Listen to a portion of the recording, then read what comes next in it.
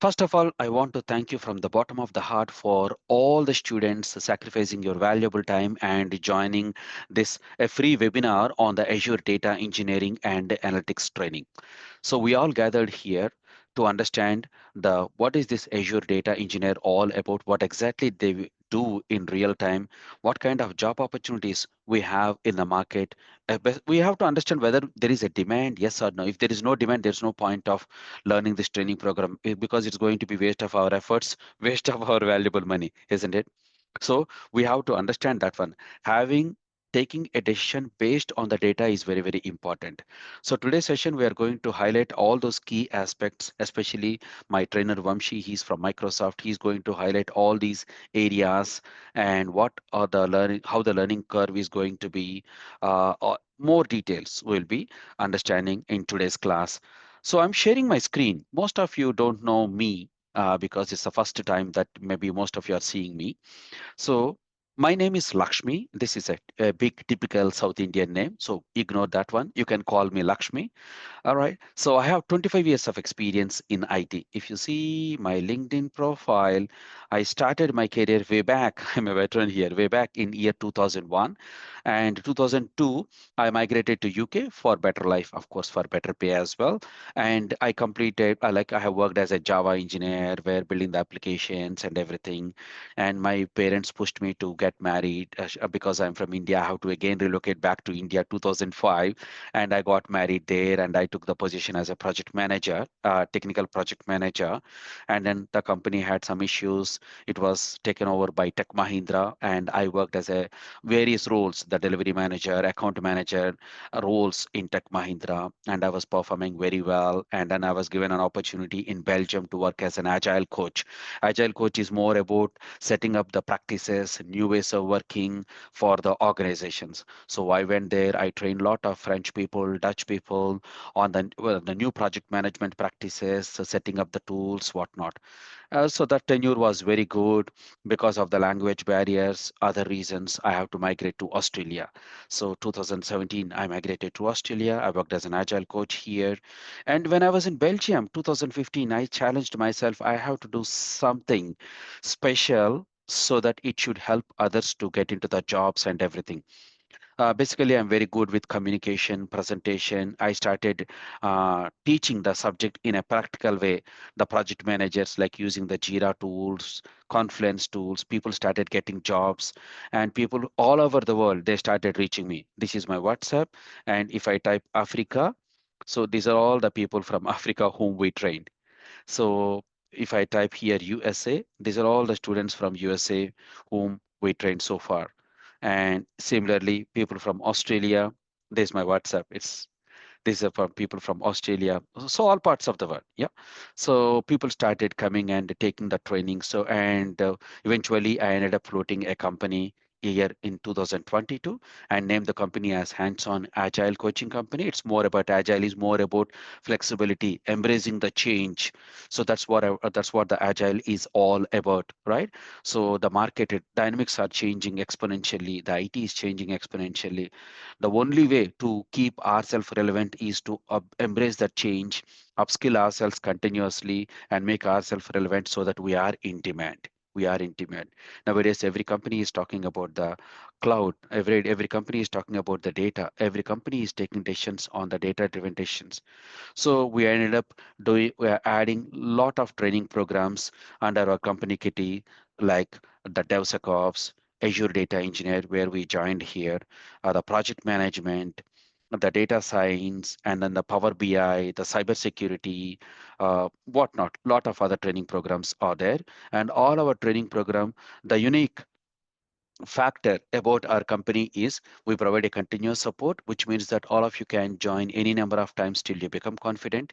Number two, all the trainings are completely practical. It's not like somewhere you are learning from a platform where only one way delivery. It is two way. It is interactive, and the trainer is going to give you the assignment. You are going to practice. So basically, whatever the activities that you do after getting into the job, you will be performing those activities as part of our training. So that is going to really help you to get the self confidence, which is very very important, and then that will gives you the ability to apply for the jobs. And we also help you with the CV, LinkedIn, the job opportunities. And I run a Telegram channel here. 5,900 people are there, and I have been doing it for a while. And let us say if I just type data and press enter, and the Melbourne Azure Data Engineer job, free live webinar, US Data Engineer remote anywhere, USA Health. All you have to do is simply click and then apply for this particular remote. I'm not very sure if it is still open. Oh, yeah, it is still open. So healthcare data engineer job. So good number of people are there. If any of you want to join, there is no stress.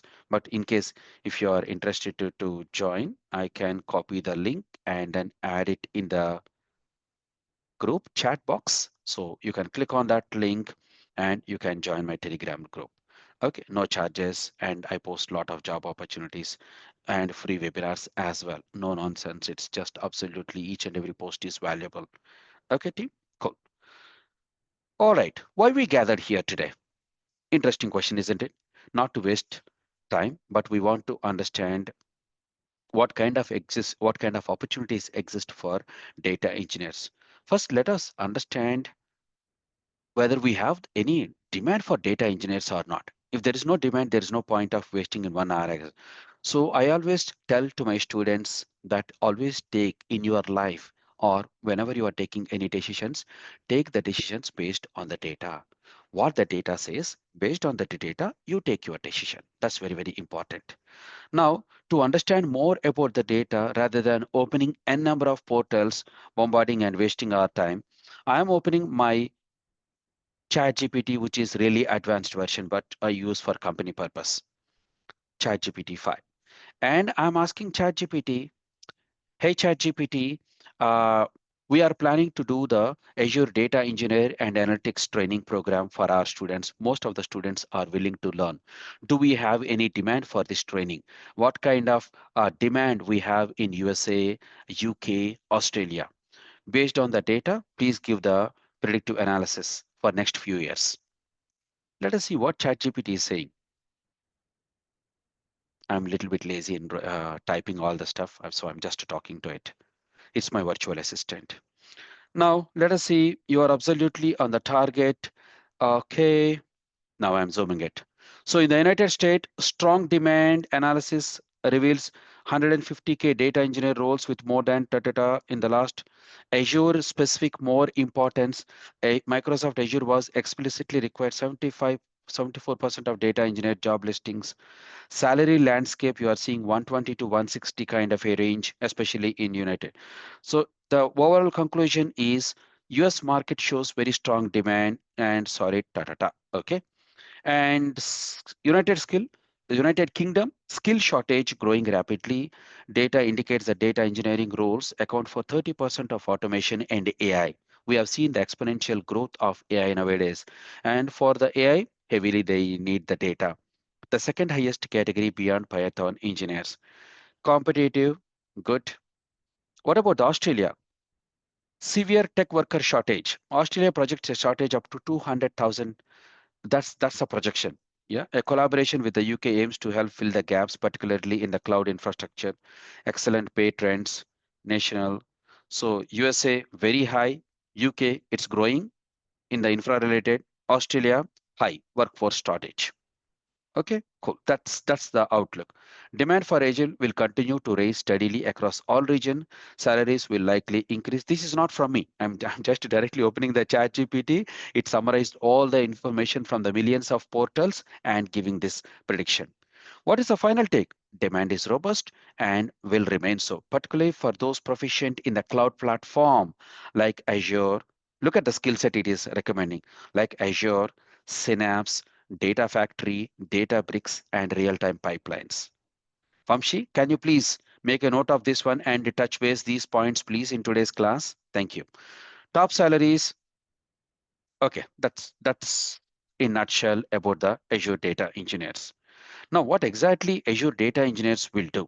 We understood that okay, there is a demand. Okay, to meet that demand, if there is a demand, so we need to empower ourselves. So to empower ourselves, what kind of skills we need to have? Right now we don't have any skills, we are like a zero right now. So we have to upskill ourselves with the trainings, practicing the tools. Like here they are talking about the data bricks, lakes, and all the stuff. I don't know, let us understand from the class, and towards the end let us come back here, it will make more sense all these terms.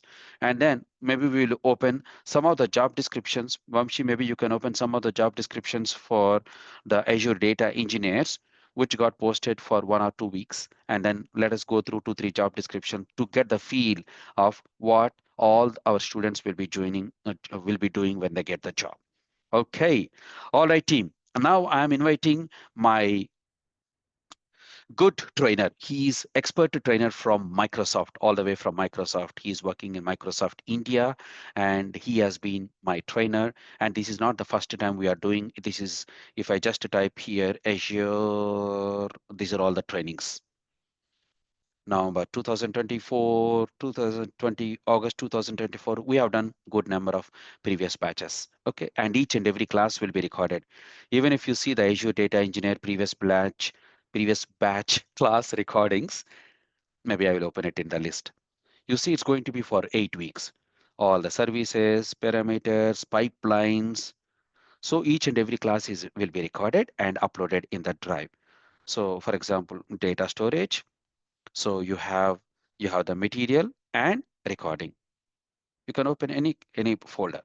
So all of you, whoever registered, will be given access to the new folder like this, and Vamshi will be uploading it on a daily basis. The class will be starting at the same time. The classes are going to be Monday to Friday, and it's going to go for 8 weeks.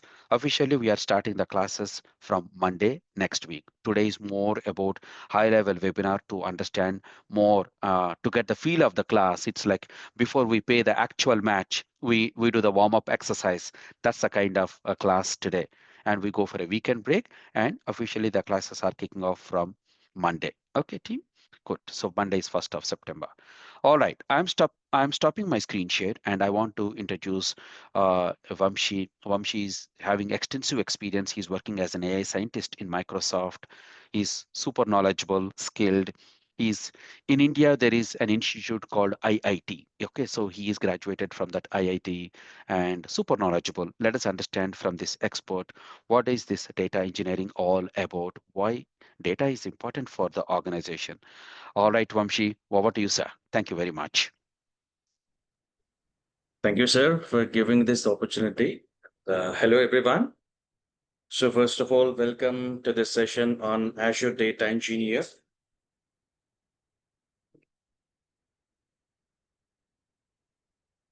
All right, so let us not waste our time, and we'll dive into the concepts.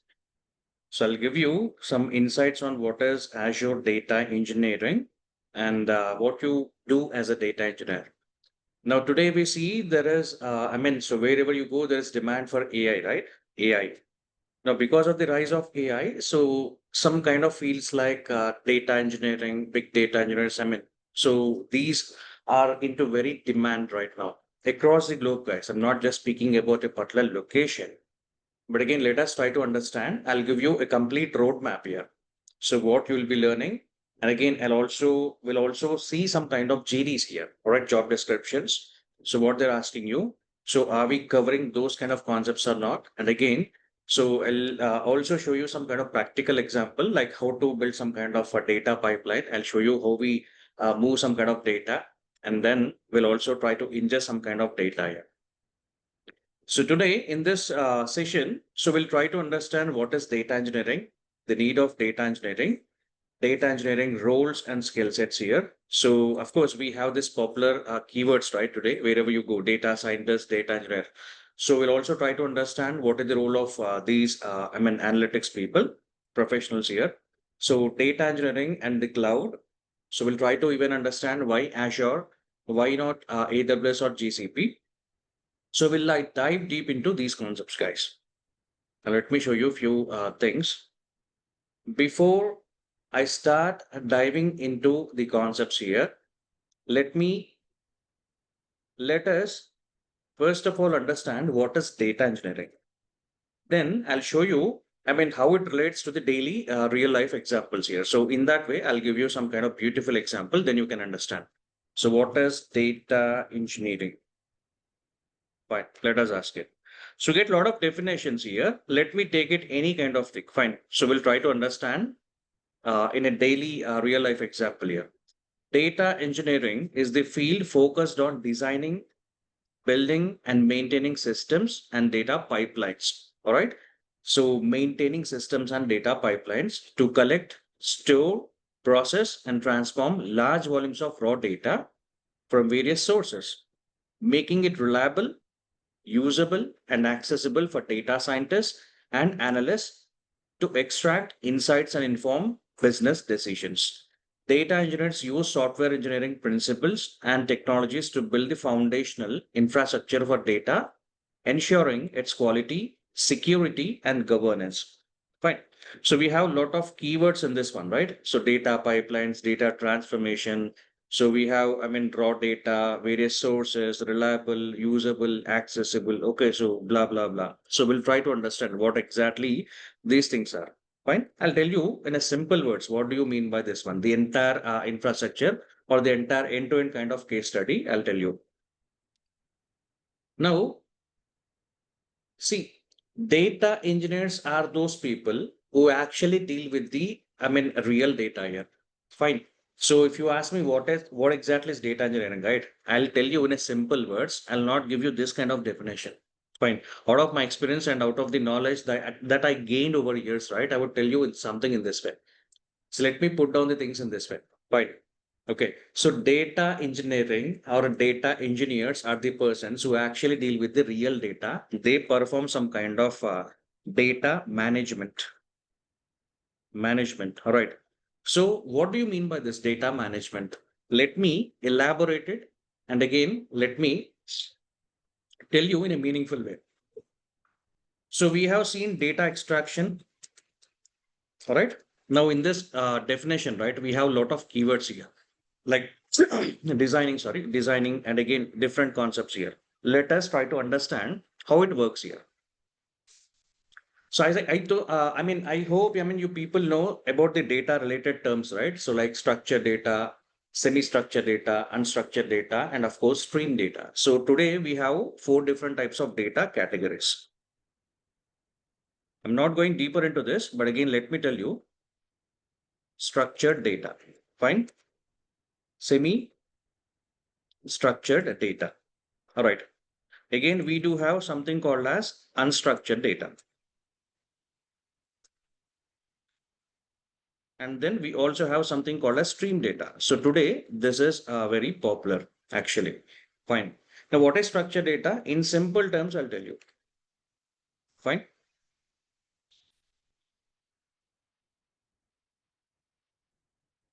See, let me explain you from the beginner perspective. Might be, you might be knowing this one, but again, I also need to tell, I mean, explain all these things in detail, right? Fine. Everyone. All right.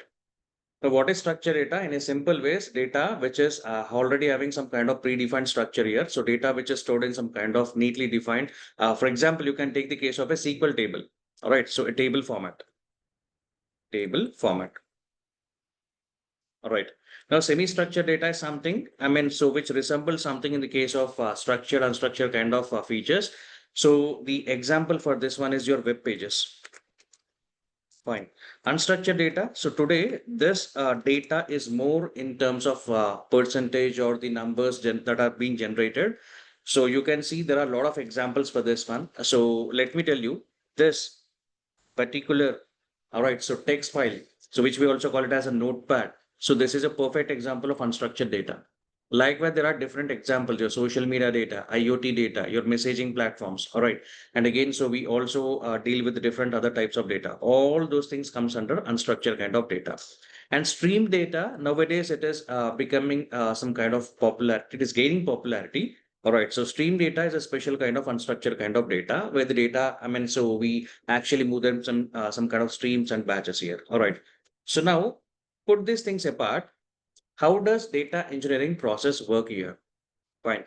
Now let me explain you with a simple examples.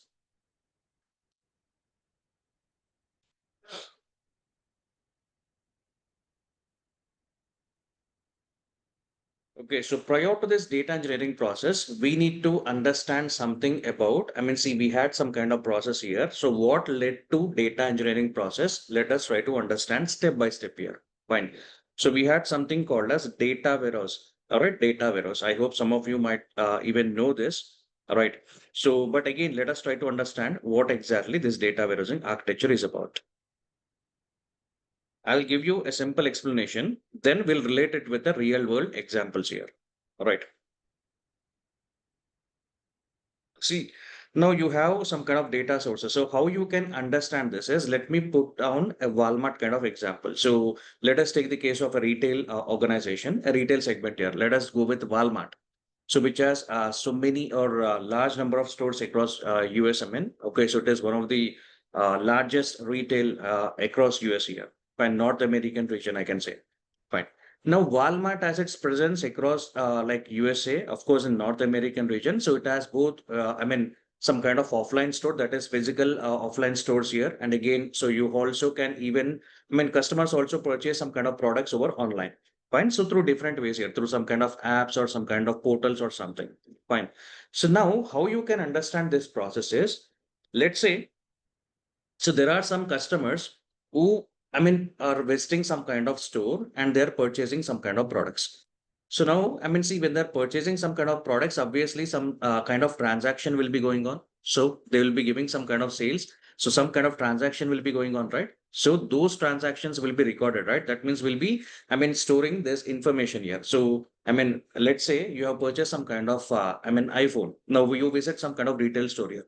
Now, when you purchase some kind of product, right? Okay, so you'll be given some kind of invoice, right? And again, the retailer will also record that kind of information. So on a particular day, you have visited some kind of retail store and you purchased some kind of so and so kind of products here. Fine.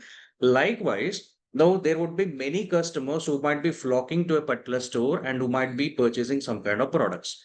Similarly, there would also be some kind of customers who might be purchasing over some kind of online means here. So they would be using some kind of apps, or they would be purchasing through some kind of web browsers or something by logging into some kind of sites or something. Fine.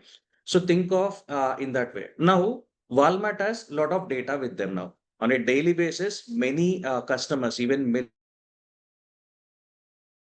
USA, there would be millions of customers who would be purchasing this kind of products here. So on a daily basis, some kind of data, some millions of data would be generated. Now, how do you think this Walmart will store this kind of data? Because it has to even try to understand, customers' behavior, right? Customer behavior in the sense, I'm not speaking about the moods of the customers, but again, their shopping patterns, their trends here. All right, because they have to market the right kind of customers here. All right. So because any retailer you see, they would be, targeting the right kind of customers to sell their products here. Fine.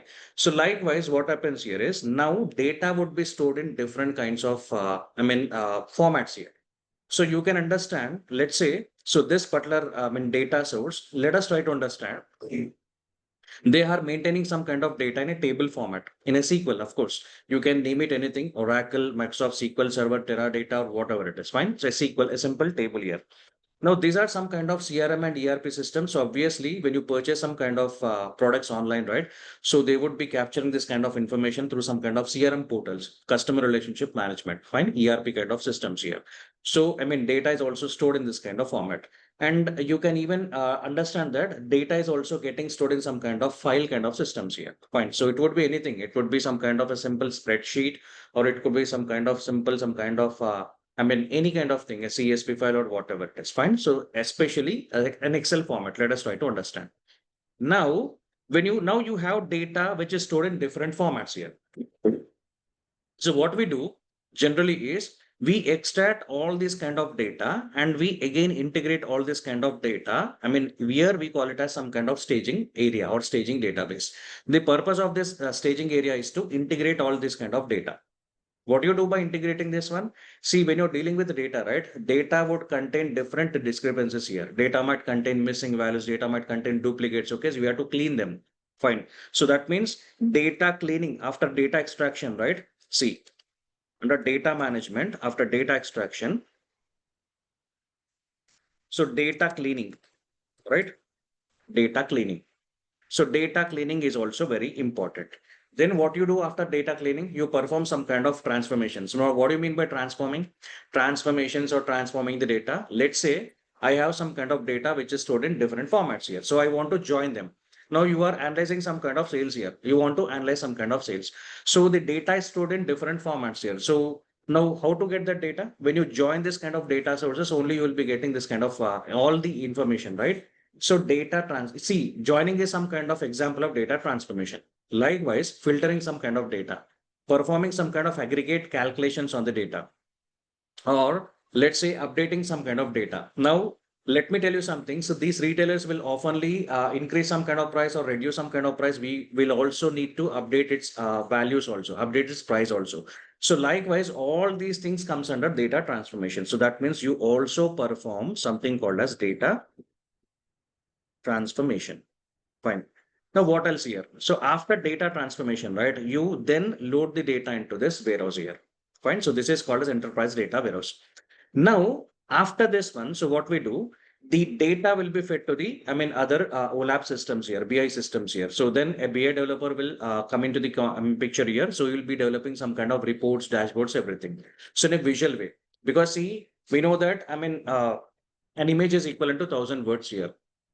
So visual data visualization will help us in resolving this one. Guys, just give me a minute.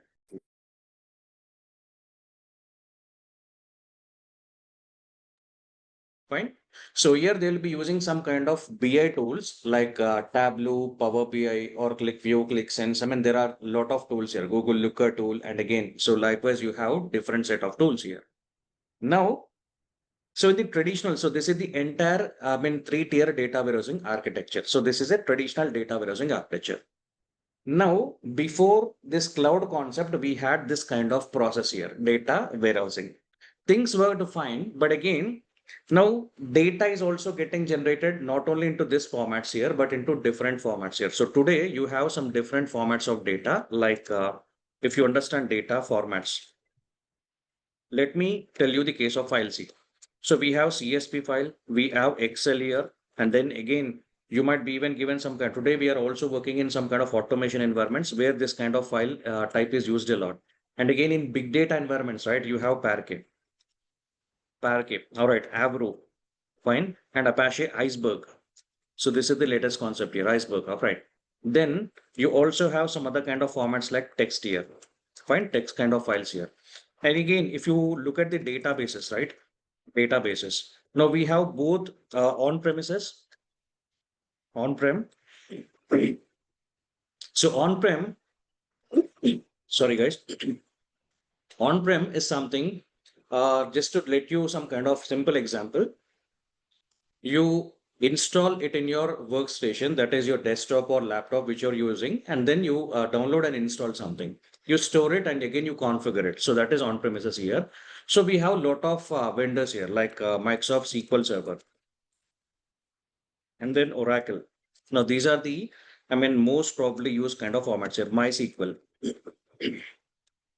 I'm just going with some kind of examples here. That's it. Now, if you take the case of cloud, right? So we have again, we have Azure, we have AWS, we have Snowflake, we have again GCP, we have different kinds of cloud formats. Now the data is into different formats. So how do you process such kind of data? So do you think that the traditional process would be working out here? And then again, as I told you, today we'll also be dealing with some kind of streaming kind of data, stream kind of data. Okay, so this data.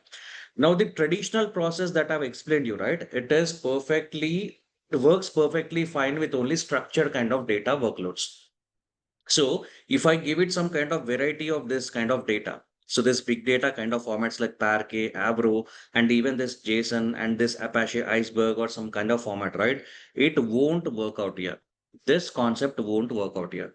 So that is why, after the cloud came into the concept, right? So, we had this kind of concept here, data engineering process here. So what is the solution for this one is, the solution is to move to a concept called as data lakes here. Fine. Data lakes. You might have, many of you people might have heard about this one. But again, let me tell you what is, data warehouse and data lake here. Let us try to understand. I'll give you a very simple examples, guys. All right. So anyone can understand with this one. Now, by looking at the limitations of the data warehouse, they have designed data lake in such a way that, first of all, data lake enables us to store any formats of data in its native format. What do you mean by native format? Unlike in data warehousing, where I'm actually converting, see, before I load the data into this data warehouse, right? So though I extract the data from different kinds of systems, I again convert it into a structured format here. This is what happens in a data warehouse. But here, that is not the concept here. So see, first of all, it has to enable you to store different types of data. That's the first thing here. Fine. Then later on, you can process that kind of data. Fine. So this is what happens in a data lake. So that means if I get any kind of Parquet file, I can still load it as a Parquet file. I need not convert that into any kind of structured format.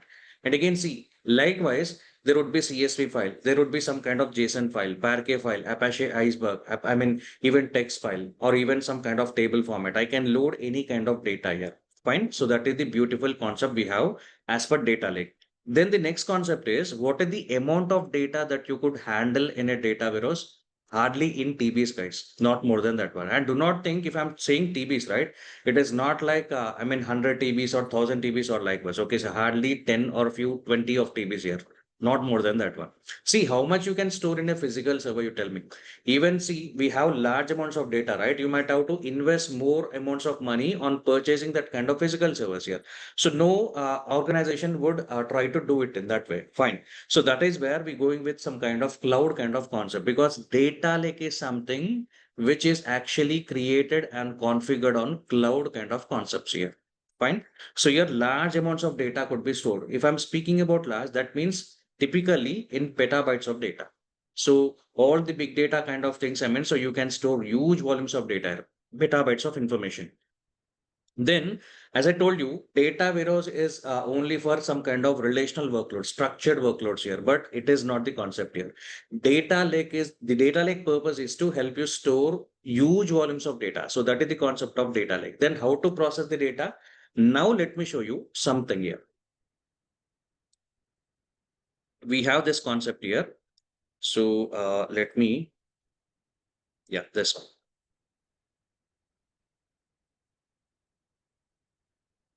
Look at this. So what they have done is see how to process this kind of data. Let me tell you, in data warehousing, when it comes to the case of data warehousing, see we perform something called as ETL kind of architecture. What is ETL? ETL stands for extraction, transformation, and loading. Fine. You extract the data. See, let me tell you, you extract the data, you transform the data here, then you load the data. So it stands for ETL.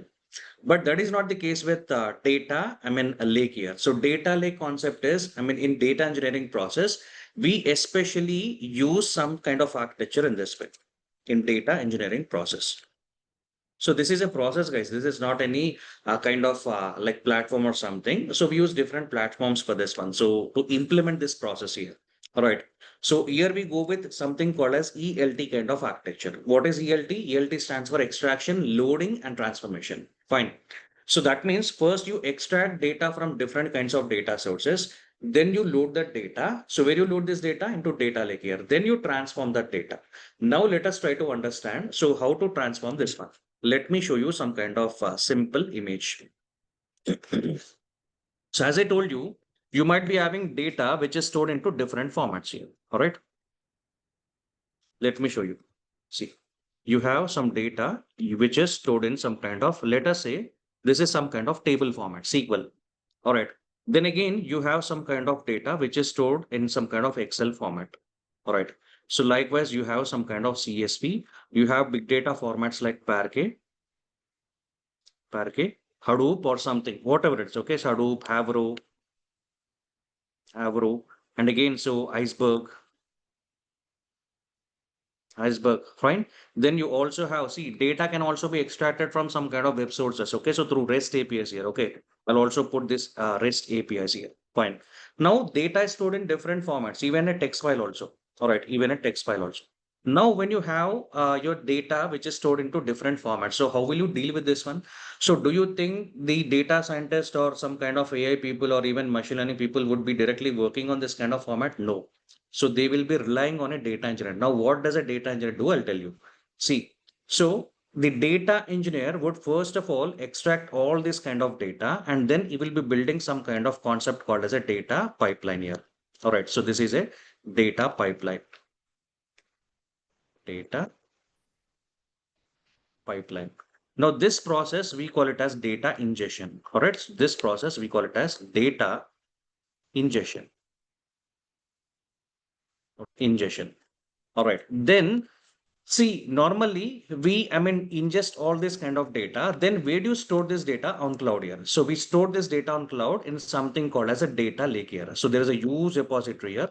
All right. So we just call as a data lake. Fine. Now you have all the data here. Fine. You have different kinds of data here. Fine. So see, you're storing Parquet file, you're storing CSV file, Excel file. All right. So again, text file, different types of data you have. Now you have all of your data which is stored here. So then what you do traditionally is now how to process this data, how to transform this data. See, data processing, data transformation are all one thing and the same. Fine. So you also clean the data. Okay, so first you, collect all the data, guys. Then you apply these concepts here: data cleaning, data transformation. All right, so data processing, data augmentation, or data. There are different concepts here. Fine. So we traditionally go with some kind of process called as data bricks here. All right. So we use the concept of something called as a data bricks. So this is Databricks. Just I'm giving you a rough kind of image. I'll also show you the architecture here, Databricks here. So here is something called as lakehouse. So this concept is also called as lakehouse here. All right, lakehouse kind of concept here. Now, what is this lakehouse? We'll try to understand. Then finally, after processing the data here, then finally the data is, fed to some kind of downstream systems. So like different teams here. So there would be some kind of data analyst team. Data analyst team. So data analyst team might be using this data in order to come up with some kind of different reports, dashboards, and something, some kind of BI activities, end user kind of reports. Then data scientists might also be using this kind of data.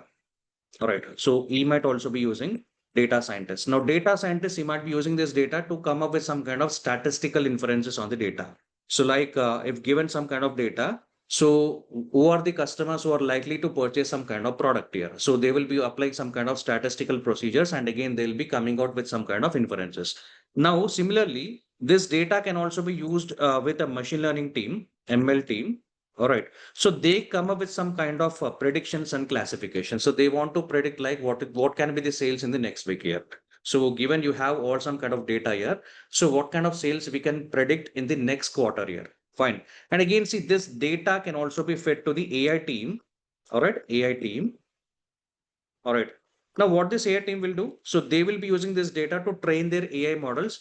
So, so they can develop some kind of chat GPT applications or voice kind of models, or again, some kind of other kind of AI systems here. All right. So this is the entire process, but let me explain you in detail what exactly we do here. Fine. Yes, Uma.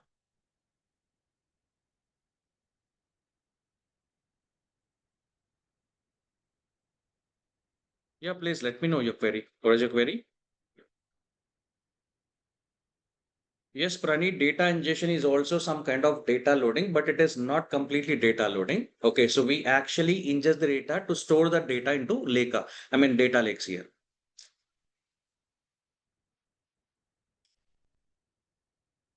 Yes, Surendra, what is your question?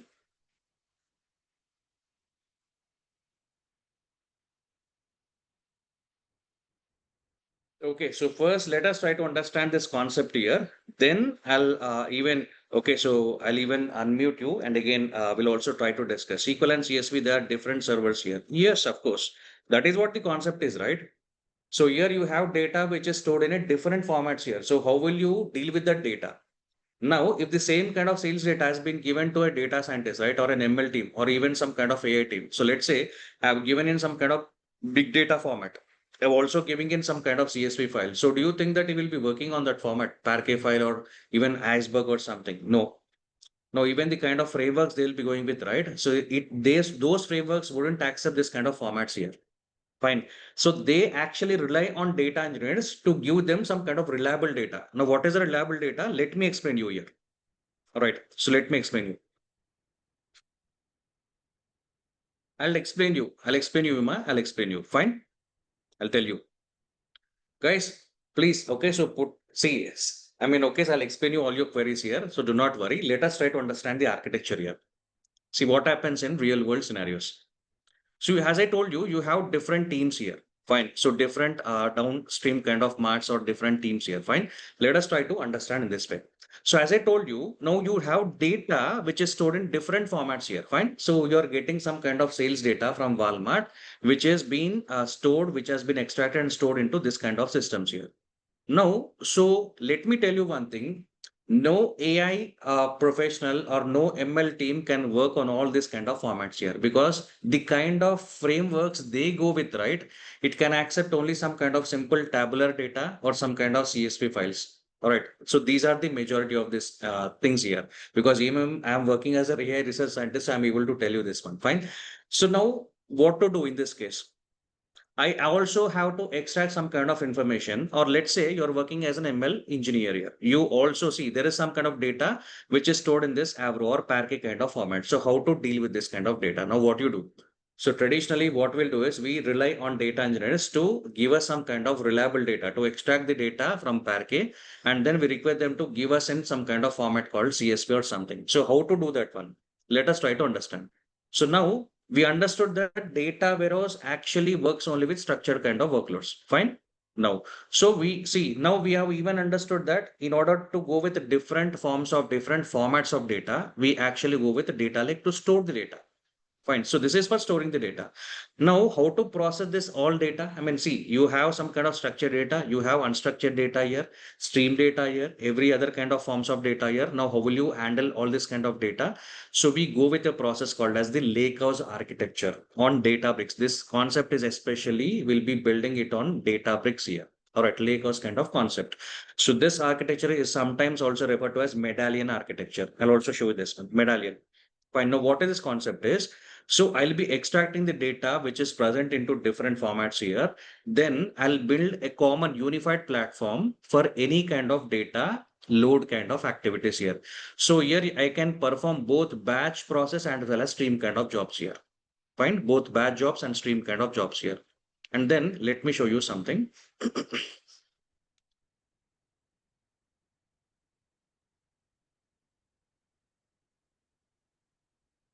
Medallion architecture Databricks here. Look at this.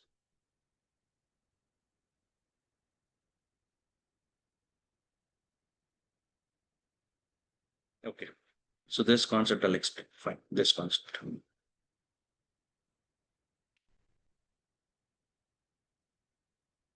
So this architecture will be going to work in our sessions also, right? In our course, I mean, so we will be working with this medallion architecture. And this architecture, people will be working in real world scenarios also as a data engineers. So look at this one. See, you have varieties of data which is stored in different ecosystems. Now I just told you about the data formats here. Just told you about the data formats. Now think if you are having different ecosystems here because see Kafka is something different. It deals with stream data. Kinesis is again, I mean AWS here. So it has some kind of different format here. Now Azure, AWS, GCP. All right. So we have again Spark kind of data. Data lakes, data is also stored in data lakes here. You have different file data here. So I mean, see, you have variety of data here. So do you think that these people will be working, this data science or ML or this AI people will be working on this variety formats here? No. So they will be depending on data engineers. That is why you people have a lot of scope here actually. So what you will be doing is you will be extracting all this kind of data and you will be, I mean, using this kind of lakehouse kind of architecture. So this is called as a lakehouse architecture or medallion architecture. Here the process is we'll convert all this kind of data into one kind of format called as the delta format. Okay, remember this thing. We will also be learning these things in detail. Delta format. All right, delta format. So, I mean, I'll show you in a quick way. So, what is this one? Delta.io. Sorry, this one. See, build lake houses with the delta lake here. Now, you see, you have different ecosystems here. So when you have been given different ecosystems and you have been told to extract data, right? So how you process the data is using the concept of this data lake here. Now let me show you the architecture of a data engineer on Azure. Then you can understand Azure Data Engineer architecture. Even if you go with AWS also, the concept is the same thing, guys. But only the thing is the services are different here. On Azure, we call it with some kind of services. Now let me tell you, see, so you have different types of data. So what I told you, you'll be building the concept of a data pipeline. Okay, data pipeline. So here the concept is you'll be using this data factory in order to build a data pipeline. So this is Azure Data Engineer architecture. So I told you something. You'll be ingesting all this kind of data and you'll be loading them into the data lake here. So this is a data lake. Then what I told you, so you'll be processing, you'll be transforming this data, everything using Azure Databricks here. So you'll be connecting to Databricks and then you'll be processing this one. And you'll convert this kind of data into a Delta format here. Then finally, what you do using, see, you can directly, connect to Power BI where you can even generate some kind of reports, dashboard, something, or you can even share this particular data to multiple other teams here because now the data would be in one kind of format here. All right, one kind of format. So, see, I can share this data to multiple other teams here. Likewise. So this is the entire story. But how to extract this one, how to process this one. So there is a lot of things to understand here. All right. So this is the complete architecture. So here your job will be to build this kind of architectures here. So you'll be working on this kind of architectures, this medallion architecture. Fine.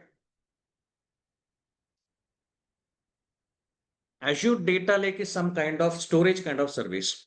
Fine, I'll tell you. See, we also have that kind of session as well. We'll also be going with each and every service in detail. So, what are the services you will be using on Azure as a data engineer? We'll be looking at that in the next session. Fine. Now, I told you something, right? So, let me show you practically all these things here, how things work out here. Fine. Now, this is my Azure portal, guys. So look at this one, how to build a data pipeline, how to ingest some kind of data. I'll show you practically. Delta Lake concept is an open source kind of format. So we'll convert the data lake into Delta format because what is Delta is in a simple terms. I'll again explain you what is Delta. Understand that. I'll tell you in a beginner terms here. Let's say you have been told to analyze some kind of sales data.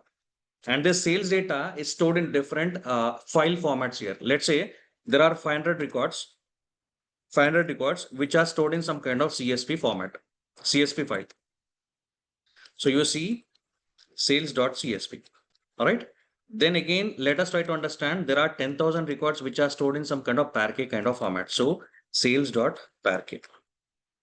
And then another 10,000 records. So which are also, stored in some kind of Excel kind of format. So I would call it as sales.excel, Excel SX. Fine. Then now you also have some kind of data which is stored in a SQL table. So let us try to understand 50,000 records here.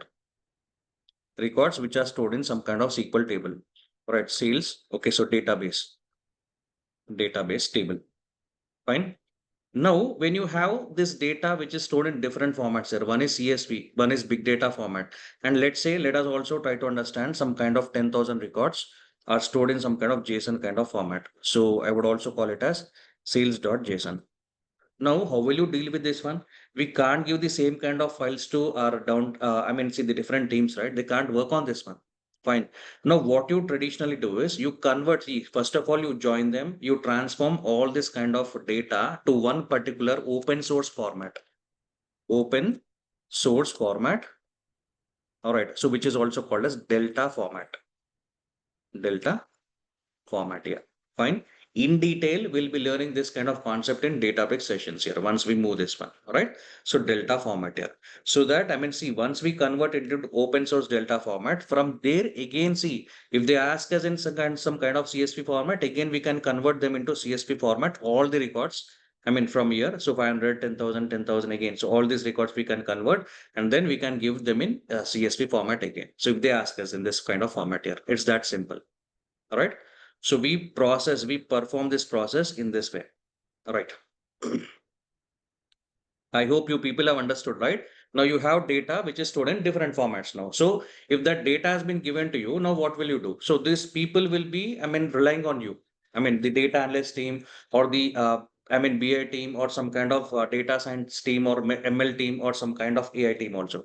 So how do you give them the information, give them the data in one kind of format? So that is the story here. Now, let me show you practically how things work here. So what is data? I mean, Radhika, I'll tell you, please. Okay. So give me, I mean, some time. I'll explain you. I'll also, I mean, okay, so answer your query. Fine. So what we do is, let me see, this is some kind of Azure portal, guys. And likewise, I mean, see, AWS also looks the same kind of format, but again, let me tell you. So here, if you look at Azure has them different kind of services, and each and every service has been categorized here. So AI, machine learning, analytics. Now, data engineering comes under the analytics kind of service. So we data engineers are also called big data people. Fine, big data engineers, big data processing. So what kind of tools we'll be using? Data factor to build pipelines, data bricks here to process the data, large volumes of data. Fine. So data lake storage to store the data. Now let me show you something. Let me show you a simple pipeline. So how to build a pipeline here. So I'll be going here. All right. So first of all, let me go with the storage account. Let me create this. All right, so I'll click on create new. Need not worry what I'm see, even if you're unable to understand what is this resource group or something. Resource group is something where you deploy your services on cloud. So in which location or which kind of region you're deploying. So that is about resource group here. So RSGAUG25. I'll go with this kind of name. And first of all, I'll create some kind of storage account name to store my data. Fine. So this is some kind of blob storage. I'll be going with. All right. And then see, I'll be using some kind of region called as East US. Likewise, you can use any deployment region you want here. Fine. On cloud, we have the, so this kind of feature here. So you can deploy your services on this region. So mine is a default, I'll be going with this kind of default region here. All right.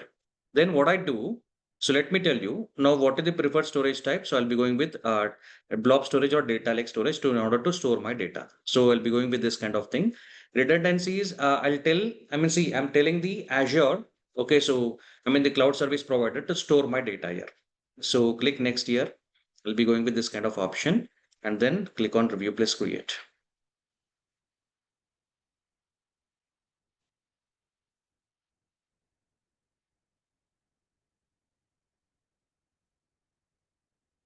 All right. So once again, let me click on so basically what I'm doing is I'm trying to create a data storage here in order to store my data. See, one is a source and the other one is some kind of concept here. So I'll tell you what I'm doing by showing you in an image format.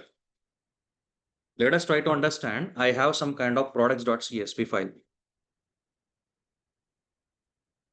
Products.csv file. So what I'm doing is I'm creating some kind of source here. All right, source. So where, so it is also called as blob. On Azure, this is also called as blob storage. Okay. Now I'll be ingesting this kind of data, this products.csv. So which I'll be storing here. So using some kind of pipeline here. Fine. So using some kind of pipeline. So where I'll be ingesting into some kind of data lake here. Right. So data lake. Fine. So this, you can understand it as some kind of target. All right. So this is a data pipeline. Data pipeline. Fine. So basically, we are trying to create this kind of pipeline here. Fine. Now let me show you how.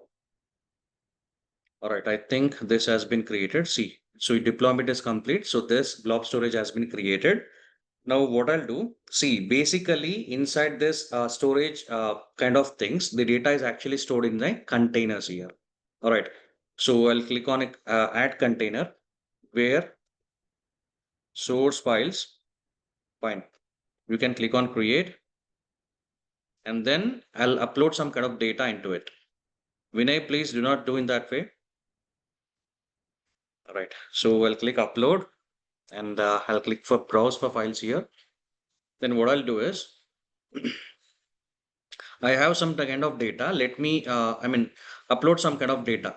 All right. So I'll go with some kind of data here. I think I have basically, yes, this one, data sources. I'll go with products. Guys, please, I'm requesting you, please do not do in this way.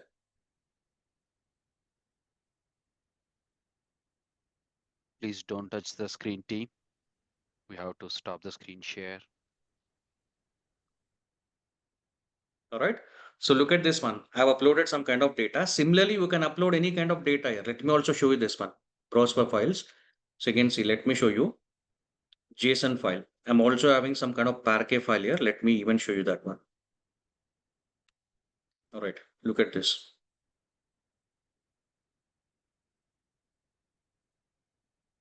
See, as I told you, it will allow us to load different formats of data. Parquet, CSV, JSON. Likewise, you can load different types of formats here. Now we have some kind of source here. Now let us try to even create some kind of target account here. So where I need to load this kind of data. So again, let me click on create. And again, I'll go with some kind of name here. Then again, the same kind of things here. So I'll go with East US. And then, so this one. And again, here as well, I'll go with the same kind of option.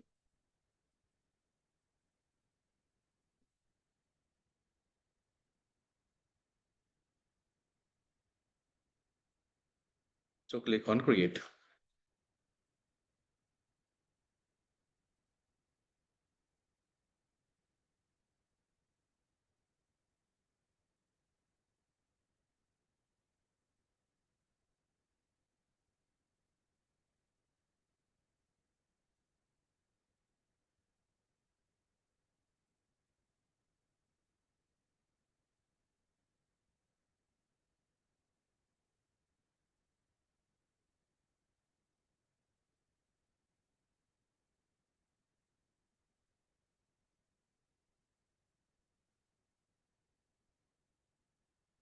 All right. So the deployment is complete. Now I'll also create another account here. That means some kind of container, storage container, where I can load the data. So I'll call it as target data. Find target data here. So let me click on create. Fine. Now you can see some kind of container has been created. Now, in order to move this data, right? See, now we have source, we have our target locations here. Now, in order to move this source, we require a pipeline. So in order to create a pipeline, we require some kind of service called data factory. Again, see, let me show you. It is very simple to create a data factory. It doesn't take much time. But again, let me show you.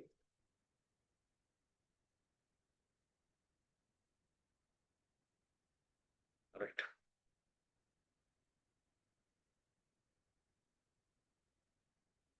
Fine. So let me click on create.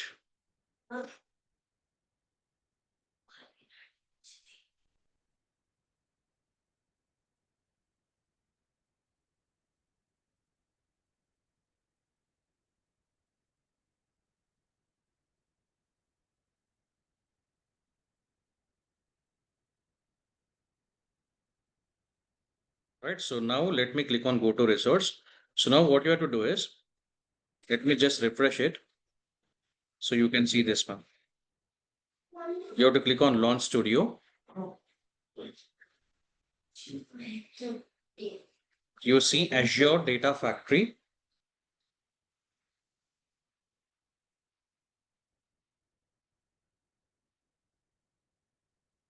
Fine. So now this is how your Azure Data Factory UI looks like. So we can ingest, orchestrate, transform data and configure SSIS. So now let me show you how to perform this one. See, let me click on place new. See, you have different kinds of data sources here. Somewhere you can connect this one. Now, if at all you want to connect to some other Azure services, right? You have this one. All right. Then again, if you have databases, you can see this one. AWS RDS for Oracle, Apache Impala, IBM DB2, Amazon Redshift here, Google Ads, Google BigQuery. So this is from GCP platform. And again, so Amazon Redshift from AWS again. So you have HP Greenplum, Apache Hive, IBM Informix, MariaDB, Microsoft Access, MySQL, Netezza, Oracle, and then you have Postgres. Presto, SAP kind of sources here. And again, see Microsoft SQL Server on premises. So if at all you look this kind of symbol, right, it is on premises. Then Snowflake, Spark, Sybase, Teradata, Vertica. Like, see, this is about databases. Now, when it comes to the case of files, you have different file formats here. And then generic protocols is where it will help you to extract data from some kind of web sources. Then you also have NoSQL data. NoSQL databases, big data formats like Cassandra, MongoDB, something. And then if you look at some other kind of apps and services, right, you have different things here. Asana. So project managers will be using this tool, Asana. And again, Dynamics 365 platform, GitHub. You people know GitHub, right? So today it is one of the open source developer community platforms, GitHub. So again, HubSpot, Google Sheets, Jira. You know Jira tool, right? So Jira. Again, Microsoft 365 platform, Office Suite. All right. So again, Salesforce, Shopify e-commerce portal, SharePoint, and then Smartsheet, Square, Teamdesk, Twilio, Webtable, Zero, Zendesk, Data.world. Again, you also have Service now. So look at this one. You have different platforms here. All right. Now, what I'll do out of this thing, see, where is my data located? In a blob here. So blob, see, Azure Blob Storage. Let me connect to this one. Now I'll give it some kind of name. So this is ensuring I'm just going with some kind of connection here. Basically, first thing, even before I perform this data loading kind of process, right? I need to connect to my source and target here. So that is what I'm doing. Blob. Then let me go with Azure subscription. So here storage account name, I'll go with this one. And then let me test the connection here. So connection successful. Look at this one. Guys, now what I've done is I've connected my source. Okay, so my source connection here, my source to pipeline here. Now I have to also do the same thing with my pipeline to target also. So let us perform the same steps here. But only the thing is now I just want to load my data into data lake here. So just type in data lake here. All right, data lake. So Azure Data Lake Storage Gen 2. Again, let me give it some kind of name. Look at this. And then storage account name, I'll be going with this one. Again, test the connection here. And then click on create. Fine. So now I'm done with the connection. So the next thing is, let me create some kind of data set. I'll tell you this process. Once we get into the practical sessions, right? Actual sessions, right? So you'll learn this entire steps here. So how to create a pipeline step by step here. Fine. Now blob, let me go with this. So see, these are the available formats which you can store inside your blob storage. Avro, this is a big data format. Binary, this is text kind of files here. Again, delimited, you people know CSV, TSV kind of files. Excel, JSON, ORC. Again, this is big data format. Parquet, big data format. XML. Fine. So let me go with this format here. That means you can store those kind of files here. Fine. So products in. Let me go with link service here. Then I'll connect to the data source. See this one.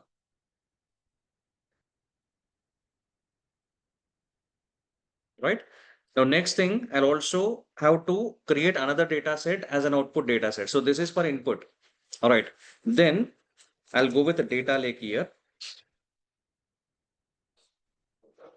Again, see, now what kind of formats you can load the data into your data lake? Avro, binary, delimited text, Excel, Iceberg. I told you, right? This is the latest one. So we'll be learning this in the sessions. So JSON format, ORC, Parquet, XML. Fine. So I'll be loading as of now into the same CSV kind of format. DS products out here. Fine. Let me go with the link service.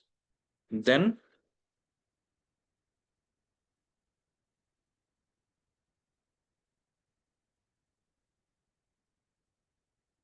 fine. Now, once I'm done with this one, so let me create a pipeline. All right. So these are the different things here. Now see, let me drag the copy data activity. So this is my pipeline here. And let me tell you, ADF, your Azure Data Factory is a no-code tool. So that means no programming concept is required in order to build this pipeline. So just I'll be going with the drag and drop kind of features here. So I'll be connecting my source here. And then let me go with the sync here. All right. So now I'm done with this one. So let me give it some kind of name called products. All right. So before this, let me verify if there is any kind of errors or not.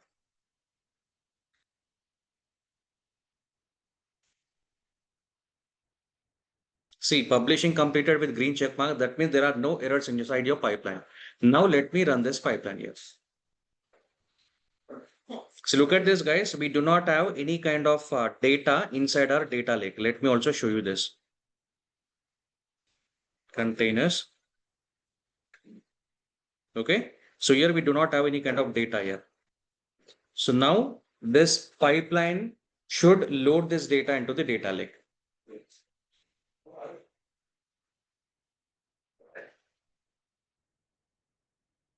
So look at this. The pipeline is successful, and you can even verify this one. See, it has moved the data from Azure Blob Storage in this particular region to this particular storage here, Azure Data Lake Storage. Now, if you go to your data lake and verify, right, you can see the file here. You can look at the file. Look at this. So let me refresh this data. See, products.csv. Initially, there was no file here. And then if you view it, right, you can even look at the data as well. Look at this. All right. So now you have your data which is stored here. Now, what I told you, I mean, as per this complete process here. So let me show you. Now, see, you have your data which is stored here now. All right. So in data lake here. Now I want to move it to Databricks here. Let me also show you. See, this is a Databricks platform. Now from here, you can view your files here. Okay, so you can connect here. So even the architecture also tells you the same thing. See, once you have the data located here, right, you can connect this to Databricks and then you can process and transform all the data here. Fine.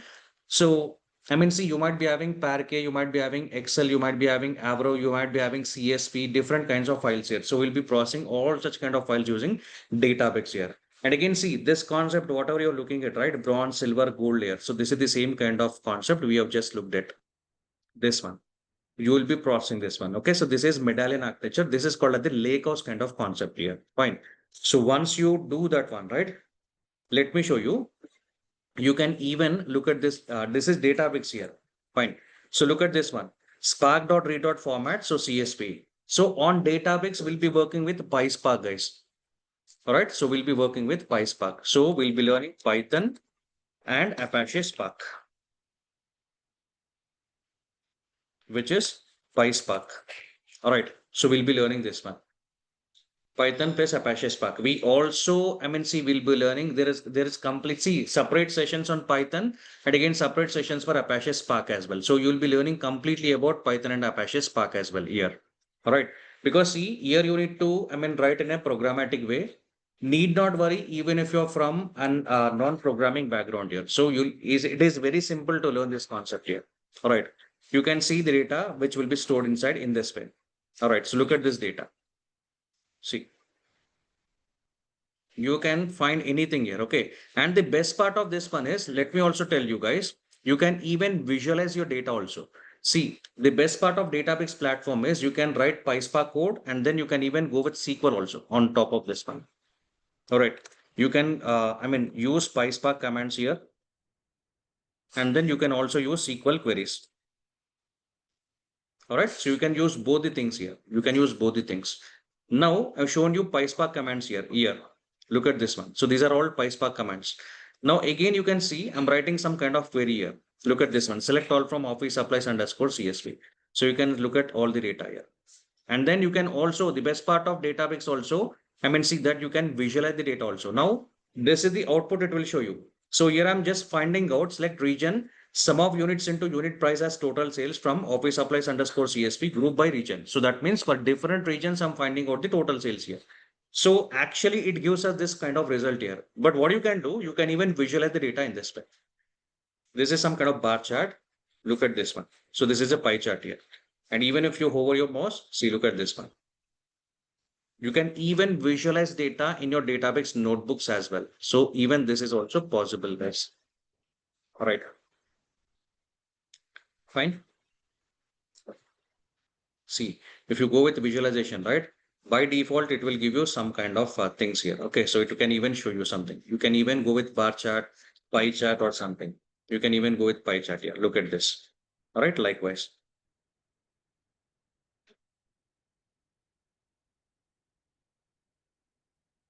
Fine. See, again here I have written some other kind of query. Select item, sum of units into unit price as total sales from office supplies group by item here. So item refers to different product categories here. Okay. So look at this one. See. So this is some kind of category binder. It will also show you as a legend here. So this is what we call as a legend. That means it will differentiate it with colors. So this is again some other kind of product here. So this is again some other product. Again this one. Look at this one. All right.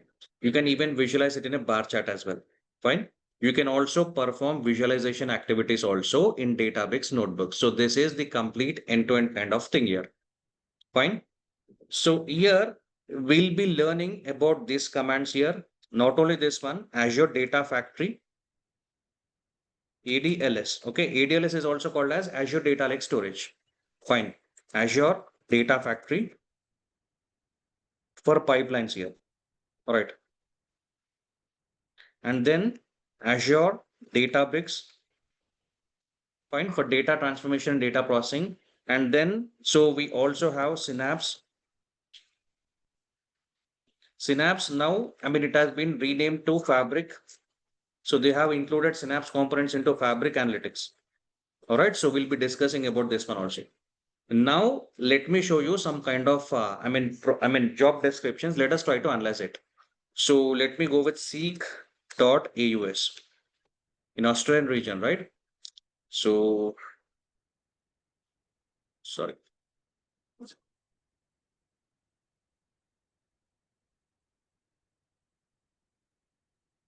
Azure Data Engineer. Fine. Look at this, how many jobs you have. Let me show you one by one. Let us try to understand their JD. Our federal government client is seeking a data engineer with expertise in Azure Data Factory, ETL process, and data migration. Data pipeline. See, design, develop, and deploy scalable data pipelines using Azure Data Factory. Fine. So this one. So do we have this in our course? Yes, right. Let me also show you the course contents here. See, Azure Data Engineer, Microsoft Fabric, and Data Analytics here. So you get the complete thing here. See, we have Data Factory. These are the services you will be going to learn. Data Lake Storage, and then blob storage, SQL database, Data Factory, Databricks, Synapse Analytics, and Microsoft Fabric here. All right. So you got this one. Now let us look at the other thing. Let us look at this one. Again, see, they're asking you the same thing. Look at this. Have expertise or deploying and building data solutions using Databricks and or Snowflake. Okay, or Snowflakes. So Databricks, this one is Databricks platform only, right? This one. Okay. Again, Azure Data. See other kind of GD. Let us look at this one. See, Azure Data Factory Engineer. This is a simple job description. If you ask me, this is a very simple job description. And again, look at this one, Azure Fabric. See, Azure and Fabric here. I told you, right? Fabric Analytics also. We'll be learning Fabric also. Fabric Analytics. We have this platform as well. And let me show you guys. See, we have a separate service for Fabric here. See, Microsoft Fabric Data Engineering. So we have different concepts and Fabric in the engineering also. All right. You can look at this one. All right. So look at this Azure Data Factory and Microsoft Fabric components here. You have this one. Again, see Python and PySpark. We are learning this one. Azure Blob Storage and ADLS Gen 2. So Blob and ADLS. What is ADLS? Azure Data Lake Storage. Azure SQL Database. You have all the things, guys, here listed. And then look at this one. Again, the same thing. Look at this. Must have Databricks on Azure, Azure Data Lake, Azure Blob Storage, and Data Factory. So are we learning this one? Yes, right? Fine. So now you can understand. So what we are learning, we are giving you the up to date. I'm giving you the up to date contents on this particular job field. Fine. So you can easily become a data engineer. Okay. So by learning this kind of concept here, and let me tell you that the demand for data engineers is rising like anything year on year because of the rise of AI. All right. Because of this AI kind of applications, right?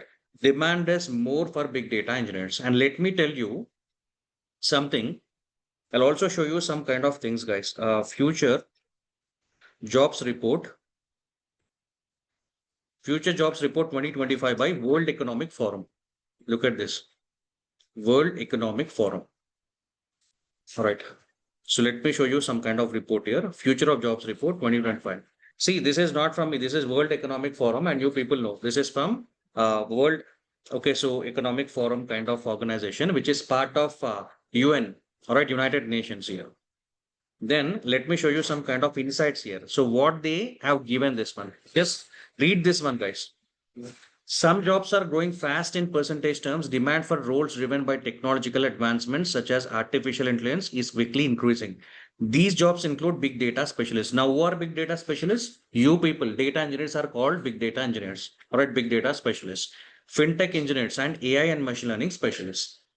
All right, you see this one, fine? Because see, as I told you, I mean, you can even understand by this simple image here. See, we have lots of data now. Every organization is having lots of data. Now, who is going to leverage this? I mean, information from this data? Data engineers only, right? Who's going to give them this kind of data? This particular teams here. So these people, I mean, so they can't work with different formats of data. Fine. Now, data scientists or ML team or AI team. See, they need to have reliable data. In order to even develop some kind of chat GPT kind of application, they should have reliable data. All right. So who is going to give them this reliable data? Data engineers. All right, guys. So this is the concept here. Fine. So now you can understand, right? The trend or the importance of a data engineers here. And again, so as per the course, right, we are giving you up to date information about this thing. All right. See, you will be having up to date information about this kind of course as well. Whether it is, what you'll be learning is we'll be starting off with SQL, and then we'll be going with Azure Data Factory, the storages as well, data lake storage, blob storage, Azure Data Factory, Azure Databricks, Synapse as well as Fabric Analytics here. So all the components, all the services which are required for your real world jobs, you'll be learning completely about this thing. Fine. So now you have understood, right? I hope you people have understood, right? So about the complete information about the data engineering process here, what we will be doing. Now time for questions here. Now I'll take your questions. So, Vamshi, thank you very much for high level. I can call it as a just a overview, not in detail. In the detail, we are going to go actual in live classes that is starting from Monday. Right from the basics, we are going to learn, and the daily practicals will be there. And if I share, I think I showed you that if I share, oops, Yes, I yes. was just copying in these things. So where is this? Yeah, not AML. Oh, yeah, this is the data engineer. So here, if you see, this is an ongoing batch, by the way, a previous batch, and Vamshi is going to upload the real-time projects here, and then the practice data sets. So you're going to practice the data sets here, and then so as we have seen in some of the job descriptions, the pipelines, Python, it's very, very beginner friendly. So Vamshi is going to teach everything right from the basics, slowly take you to the advanced concepts. Blob storages, Azure storages, Delta lakes, we have seen in the interviews, and so Power BI also. Earlier, we used to have that data analyst as a separate training program, charge, but we merged that Power BI data analyst into data engineering. So because the market is becoming challenging, the needs for the need is more, the expectation is changing. Earlier, data engineer supposed to do only engineer. Nowadays, they are looking for like a full stack kind of a data engineer kind of a role. Like, you need to have that broader skills, not only the engineering part, you should be able to analyze the This old course data. is, yeah, Yes, go ahead, Samshi.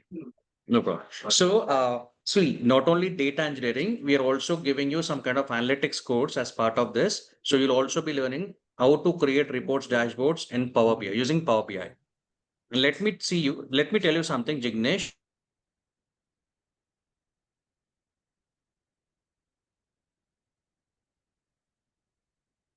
Vamshi, go ahead. Vamshi, we lost you. Hello, think we lost Vamshi. Vamshi, are you speaking? Maybe small network issue, I guess, mostly from Vamshi's side, I guess. Yes, yes. No, no, I think maybe he might be joining. Yes, somebody asked the course content. Meanwhile, while Vamshi is rejoining or checking his network issue, so I sent you the course content, guys, and I'm opening the course content again. So these are all the topics that we are going to learn. The data storages, data factory very much in detail, the Python, and then the Apache Spark, Databricks, data engineering, and this Fabric, the latest one, hands-on activities. You see all these hands-on activities we will be doing it, and the data analytics, SQL and Power BI. And this is going to take at least 2 months training program, Monday to Friday, every day 1 hour. And of course, there will be a support on the, for example, if you see my WhatsApp group for, let us say, June 25, you see this Azure Data Engineer. The conversations are going on. Upload this file. Yes, it is here now. So you can always ask. And sometimes I post the job opportunities that comes on my way here. And then yeah, look at the conversations. So people are asking these things. Similarly, I created another WhatsApp group for the batch that is starting September 25. 1st of September is Monday. So I just created the group. If you want to be part of the group, please message me on my WhatsApp. Okay, cool. Please, whoever is not speaking, yeah, please go on mute. Vamshi, you were about to like answer Jignesh question. We lost you. Yeah, so I was telling that there are no prerequisites required for this course because we'll be learning right from the beginning. So we'll be starting from scratch, guys. So we'll be learning SQL, Python, PySpark, whatever it is from scratch here. All right, no programming knowledge is required. No prerequisites are needed to join this course and to learn this course here.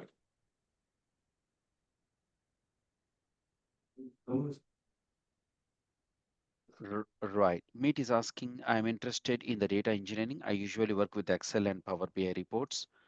The terminology is mentioned and Azure platform is very new, but I'm very much interested. Is this course suitable for someone like me? Absolutely, yes. If you are interested with the data, playing around with the data, you know the analytics part, but the engineering parts, what happened before the data comes to you? You are, Vamshi, is everything okay? I'm hearing some background noise, Vamshi. Are you okay? Yes, yes, I'm okay All from my right. side. Okay, sure, sure. No problem at all. So definitely, yeah, message me on my WhatsApp and you can also unmute and ask. Okay. All right, no problem at all. Venkateshwari, definitely, I'm there. Vamshi will be there, and we'll be supporting you all the way. And another advantage, support that we can give you can rejoin our live sessions any number of times till you become confident. Let us say you join for 2 months and you say that Lakshmi, look, I'm happy with the course, but I want to practice more. I want to rejoin again. No questions asked. You don't need to pay anything extra money. So you can rejoin our class again. Our one is like a running train. So classes continuously happen. You can onboard any number of times without making any payment. So, Vamshi, someone is asking, are we touching data modeling concepts in the Power BI? Yes, yes. Yes, of course. So in Power BI, we will be going to discuss about data modeling, Power Query Editor, DAX, as well as some kind of reporting. So we'll also look at this. And again, someone has asked me some kind of real-time projects. Yes, of course, we'll be dealing with end-to-end kind of project here. Fine.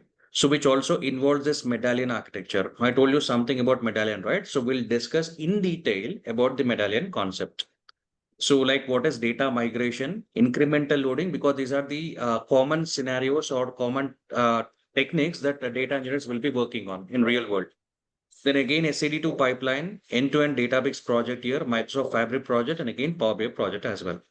So, which will give you a lot of advantage and weightage, regarding your job aspects as well.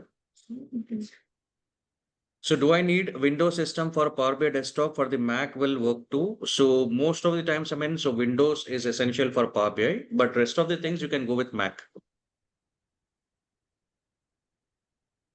Fine.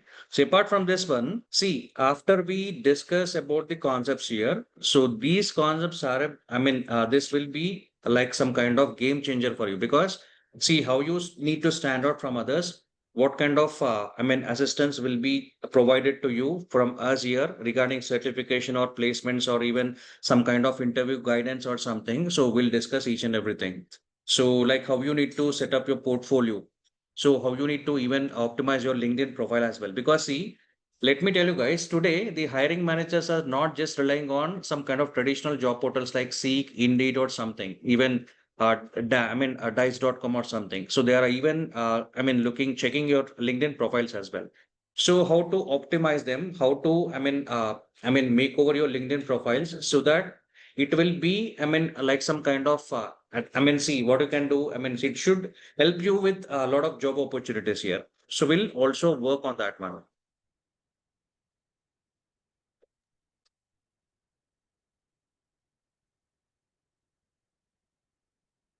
Yes, of course, Prani. So we'll be also discussing. See, Synapse now, the Synapse is, see, they have included they have, see, they are utilizing the Synapse components into this Fabric Analytics here, Fabric platform. Fine. So we'll also be discussing that one. Now, if you have a specific requirement, Synapse, I can even go with that one. All right. So we'll be ready for certification post completion. Yes, of course, Jignesh, you will be also meet. Meet, as I told you, see, even if it is completely new to you, so we'll be starting off from scratch. So need not worry. The technologies, terminologies or something. So we'll be learning entire things here. No, nothing is required because everything is cloud, right? You need to create a cloud account here, Azure cloud account. So I'll tell you that one when you need to do that one. All right, Surendra. So so we'll discuss this one. No problem. Because as I told you, right? So we'll be starting from scratch here. Need not worry. All right. So you'll be, you can understand everything here. Do you cover ML concepts? Let me tell you, ML concepts are not part of this course. Data engineers do not work on ML concepts here, machine learning. So, for ML, you can, there is also some separate course. So AI ML, you can join that one if you're interested. And again, in Azure, for creating pipelines for streaming and or batch processing, is it only ADF that can be used? No. Neo, you can use ADF. You can even go with the Databricks also. All right. So we will be going with Databricks here. I just have Mac. Is that okay for this course? Yes, most of the, things it will be okay. Only for Power BI. See, you can, I'll see, I'll also show you how to work with Power BI and Cloud here. All right. So need not worry, guys. That's Fine. interesting to Any other know Power BI questions? and the cloud. And we have few students who raised the hand. I'm just Yes, allowing Prani. the participants to unmute. Just 1 minute. Okay, I just allowed the participants to unmute. Kindly please raise your hand. You can ask one by one question. We are happy to support your questions. Uma, you can unmute and ask. First of all, thank you so much, Lakshmi. This is really a good initiative from your end. I appreciate and the support that you're extending. And Thank you. Vamsi, I have a very dumb question. Sorry for that. I No just problem. wanted a genuine answer. Say, Mhm. suppose if a 40 years old is joining into your course, do you think that they'll be able to cope up with this, the competition, and will they be able to stand themselves in the market? Let me tell you, let me be very frank here. Age doesn't matter in this kind of case. So what you need to do in your cases regarding your age or something, so you can go with this course, and again you can even go with some kind of project management or Scrum, so which is directly delivered by our, Mm. experienced professional and instructor, Mr. Lakshmi Garu, and he will guide you in that way. So you need to offer some kind of, you need to target some kind of managerial kind of roles here. So then it will work out surely. And one more question, Vamsi. Thing is that, when you have mentioned that we are learning, the course itself is showing Azure and all the requirement that currently the market is asking for. So Hmm. just help me understand one more thing. Will this be sufficient, or do you recommend, us to learn something else as an additional benefit going forward to, sustain in this market? See, let me tell you, if you ask me in that way, see, Mm. now IT field is, so you, as you people know, so it is completely like, new technologies are coming up, and again, you Yes, need to be finish. updated yourself. You need to upskill yourself Correct. into different things. But Definitely. as of Yep. now, to land a job into this kind of IT world or something, so your, break, if you need a break here, so this course is enough Mm. for you to land a job. After this, see, you need to again upskill yourself into ML or AI or something. So that story will be different again. Fine. Yep. So But as of as now, of to now, land a job, yep, this is enough. this is enough. So just help me understand. Like you've shown multiple things, like Jira and .json files and all this stuff. So will we be given a basic understanding? Because say suppose I am completely from a non-programming background. So will we even be given a basic understanding, like what Yes, exactly it sure. is? Yes, Okay. of course. Because see, as I told you, here see, now let me tell you something. Now I've shown you Mm-hmm. how to create a pipeline in quick way. Now most of you Yep. might be like, you might not even understand what I'm doing, the performance steps here. But while we discuss about that particular concept here, I'll explain you how you can create a pipeline step by step here. So what is that one? What is link service? How you need to connect them? So how you need to create the connections here? How you need to create a pipeline? How you need to ingest the data? How you can connect with the Databricks here? So every concept will be dealt in practical and in detail. Perfect. And one more question. As we have, like you imported all the files into one container kind of, and that you have, again, exported, if I'm not wrong, into a pipeline kind of. So my question would be like, can we have one source file or a container that will not be disturbed? And can we duplicate that one and work on that in real time? Yes, of course you can do it. Because the source file will be still there, and we will kind of practical on the other one, and if something goes wrong, like just in case, we'll still have the Yes. one in the real time, the I source completely data. understood your question. So you need to say that you want a backup for that one. You shouldn't Correct. disturb that particular file. Yes, of course. We can also do that way. And I'll teach you in the same way. Okay. So I'll once we start with the actual concepts, right? So I'll also teach you in that way, like how I you mean, in can real maintain time, that backup.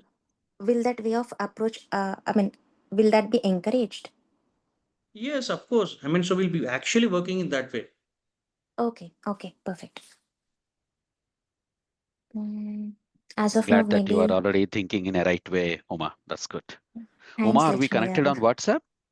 Yes, we are. Okay, okay, yeah. Maybe after the class you can call me. Definitely. Maybe for you, rather than going like an entry kind of a engineer or a junior engineer, it may not sound Mm-hmm. realistic. Maybe as Vamshi rightly said, we may have to give the lead touch or managerial touch to your profile, maybe leading the data teams, guiding them, getting the work done so that you understand what's going on the ground. Yep. So having that managerial skill set along with the technical skill set, you may not be really, really working as a core data engineer, but you will be leading the teams to get the work done. In this process, you need to understand what is going on the ground. So we have to have a But I hybrid need to. profile for you. Definitely, I totally understand that. Mm. But thing is that like we need to have the basic, the foundation. Right. Yes, that's very, very This is what important. I'm aiming for, and Correct. I'll start going with this. But yes, Lakshmi garu, Yeah, I'll definitely be in touch with you. And sure. Vamsi, No problem at all. so thank you, and apologies if I did, bother you with any dumb No problem at questions. all. No, no, no, no. No, no, no question is really dumb or big. If you know everything, why you will come here? So our main intention is to clarify all the doubts, no matter of your background, whatever the questions that you have, we are happy to clarify and we are happy to extend the classes as well.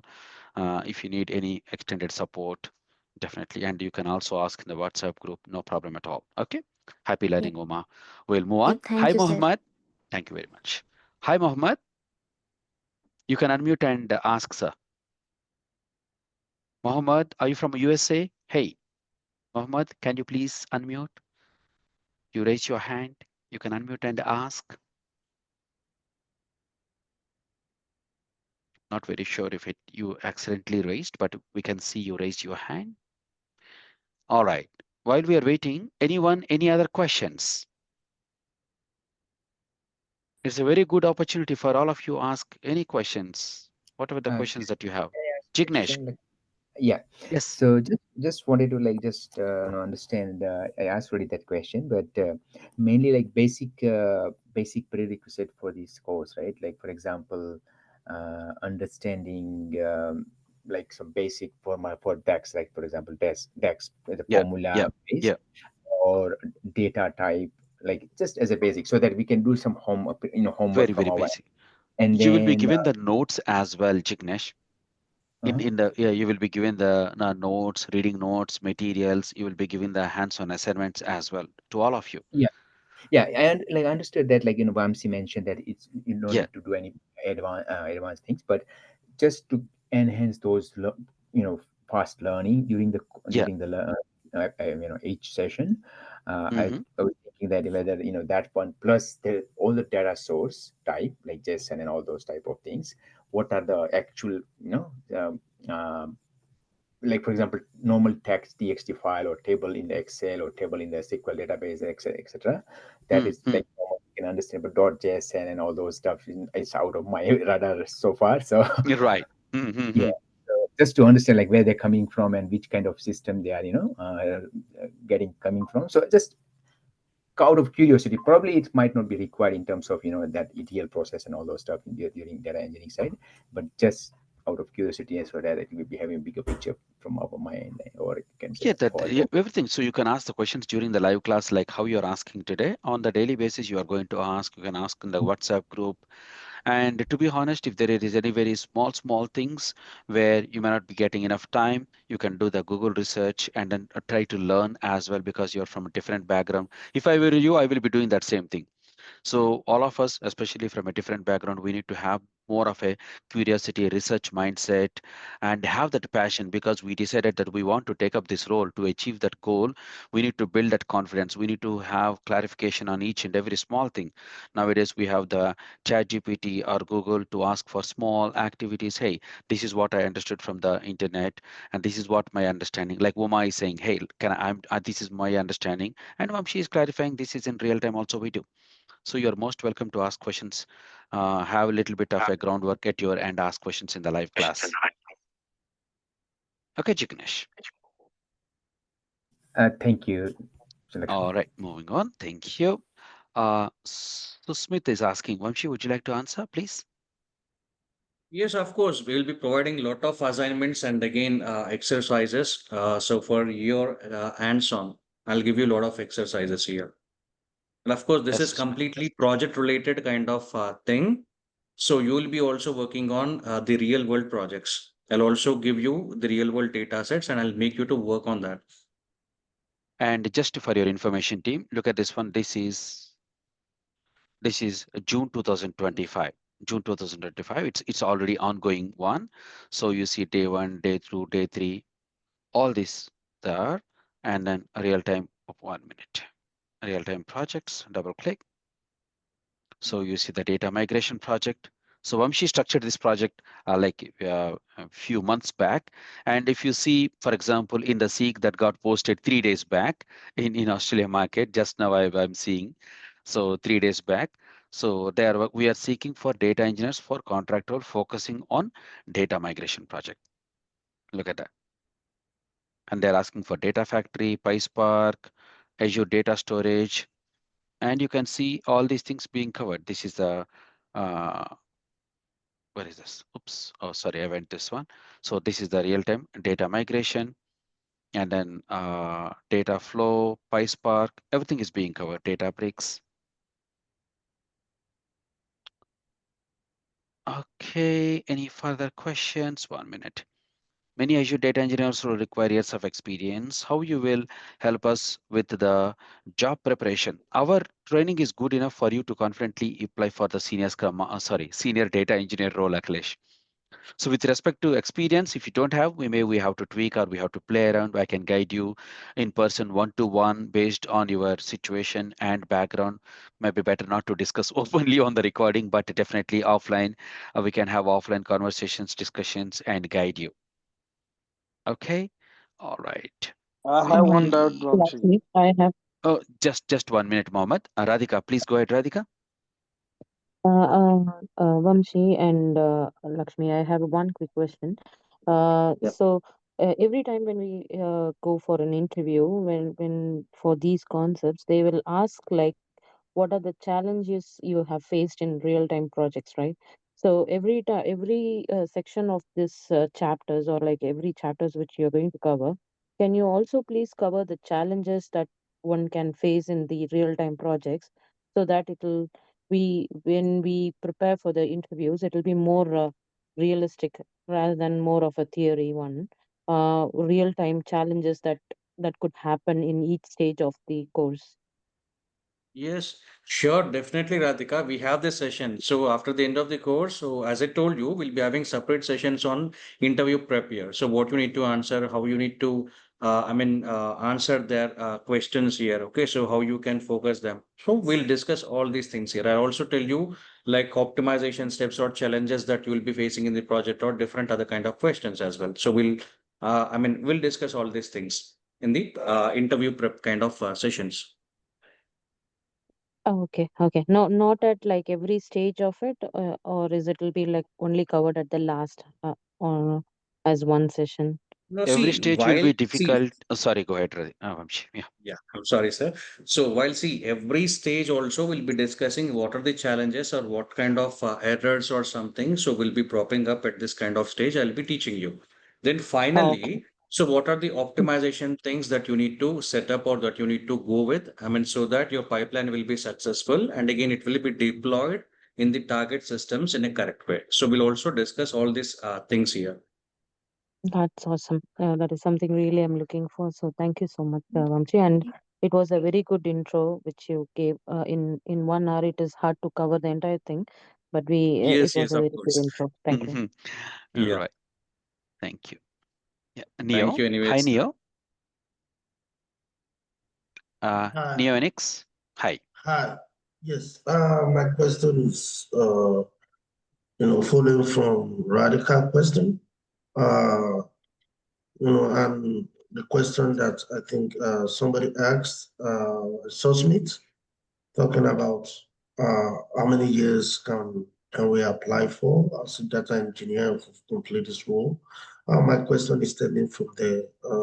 And also, I remember one of the questions asked about Azure Synapse, and then when you mentioned that it has been now added to the ADF, Azure Data Factory. If we're going to be applying for those positions, would it be just along the line, would we be able to mention the changes that have taken place in Azure over the years? I believe there might be technology changes, and there's a different approaches and changes in the technology and applications and services in Azure over the years. So if we're going to apply for 8 years, that means we must have known the changes that have taken place in the field, especially using Azure. So for someone like us that are just coming into it, if we do not know that, what is Synapse used for, why is it, added to ADF and all that, maybe other applications like that, so that during the training we can, have an idea should we go into an interview and questions like that pop up, like, oh, before Azure Data Factory, what were being used for this, what were being used for this. Because we are saying we want to do 8 years experience, that means we must have thorough understanding of the changes in technology that have taken place over the years. So how would you help us, get some confidence in that field? All right, so let me answer your question in this way. Yes, of course, see, there are a lot of changes that has been made and a lot of updates are also taking place. I mean, each and every year as well. So we'll also discuss that one. So once we move to Fabric, you will come to know why Fabric has been evolved here. So why they launched Fabric here. So what were the drawback with Synapse? And again, so by using Synapse, I mean, so how it is helpful here. So even if you take the case of Azure Data Factory, or Databricks or even Synapse or even some kind of Fabric pack. So we'll discuss each and everything here. So why and how, fine? So that you get complete clarity about these kind of services here. I mean, so when even if they ask you any kind of questions on related to this, you can easily answer them. Yes, of course, we do cover them. And personally, my suggestion is not to keep too much of experience as well, because it's not just about keeping the experience after because if you keep too much of experience, the expectations also will be more. So can we perform to that level is very, very important. So with that ability will come with practice. I'm telling with a lot of experience. So keep it like, 3 years, 4 years kind of thing, and then go. So though our training is good enough to go for high, don't go that kind of experience. 3 years, 4 years, max of 5 years, cut that, and then try to apply the roles below 5 years. Okay, cool. And we'll just go Venkateshwari. Go ahead. You can unmute and ask. Sure. Thank you. Thank you so Oh, much, Lakshmi Garu and Vamshi Garu. It was a very, very insightful session today. thank My you. question is, Vamsi, I have this question. Do we have some kind of a sandbox environment like we have in ERP systems where we first test it in the sandbox and then deploy it in the production? Is there something like that in the cloud? Yes, of course, you can go with the sandbox as well. But again, see here, how we'll be practicing is you need to create an Azure account and then you can deploy, you can create. See, when you create Azure account, so they'll be giving you $200 of free credits. So you can make use of those kind of credits in order to create all the services that we'll be discussing. So that itself is enough. So you Okay. can understand your account as a sandbox kind of thing. You can deploy, you can create everything, you can test, you can build, you can do perform a lot of things here. Yes. Okay. And in real time, in the workspace also, we have these kind of different environments, Vamshi? No, no, the same kind of environment. Okay. The same So you, portal, the Azure portal, the same thing. So that will be given to you. Only the difference is here you it will be a personal kind of portal. So there you might be working with your client kind of infrastructure. That's it. That's the only difference. okay. So meanwhile, while we discuss some kind of concepts, right? So once we start with the sessions, I'll also give you an overview, like how the real world stuff works there. So here, how will you be practicing? How there it works here. Got it. Okay, thank you. And some of you who are very new, you can just I just was searching for the jobs in United States, like junior data engineer. All these jobs are getting posted. Like I just opened the junior data engineer job description here. As I said, more than the like earlier analytics, like in SQL and Power BI is a different one, but I just picked up this job description. You can see here for the junior data engineer as well. So basic proficiency in the SQL, Python and analytics dashboards, Power BI, and here they are asking the Power Fabric as well. So SQL, Python, Power BI, Fabric, and Azure Data Factory, Databricks. So if you see, everything is being covered here. So Power BI, SQL, and the Fabric, Databricks, step by step. It's a job posted in USA. So that you will become very confident. Oh, I know this, I worked on this, I worked on this. And that's how you become confident. And you need to practice more and more. Okay, team, any final questions? If any of you are interested to register, so our classes are confirmed to start from Monday, the same time, but of course, a different Zoom link. And we will be creating a different Google Drive where Vamshi will be uploading the daily materials, recordings will be there. And if you want to be the parts of WhatsApp group, yeah, please message me. This is my WhatsApp number, +614125163664. If Hello, some hello, of you want Lakshmi. to check the credibility, just 1 minute. You can also open Google and type my number. So Google will give a lot of pages about my phone number. This is my phone number. Just type it and then you will get good number of pages here. Okay, cool. Yeah, sorry. Can you please raise your hand? Surendra, is this Surendra? Yes, Surendra here. Yes, sir. Uh, Hi, Surendra. uh, how are you? All good, sir. Thank you very much. It's so after the class, maybe I'll get ready to go to bed. It's already 10 o'clock here in Australia. Right, Surendra. Yeah, Surendra, right now. you are from Melbourne too, right? Yeah, I'm here in Melbourne. Oh, nice. Wait, I live in Werribee. Yeah, we will chat that thing later on. But I have a Right. question about this. Yeah, about this. Yes. Like, I'm from the electrical engineering background, and I don't have any idea like how the computer things are working here. So Hmm. this is whatever the Vamshi like taught here, like is completely go out of my head. Of course. I just want to want a question like in the practical scenario like these data breaks and data leaks, what product in the business point of view like I can make if I am studying these classes?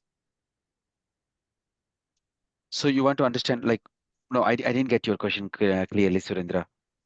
If I go these classes, and Yes. understand this Power BI and everything, the Azure, Right. like some Yeah. product in the like a computer application, some product I can make with this, for like suppose somebody make a website and Oh, no, no, you are not building anything here. You are not building any product. You are not building any website here. You are mm-hmm. not building any application where people will use it.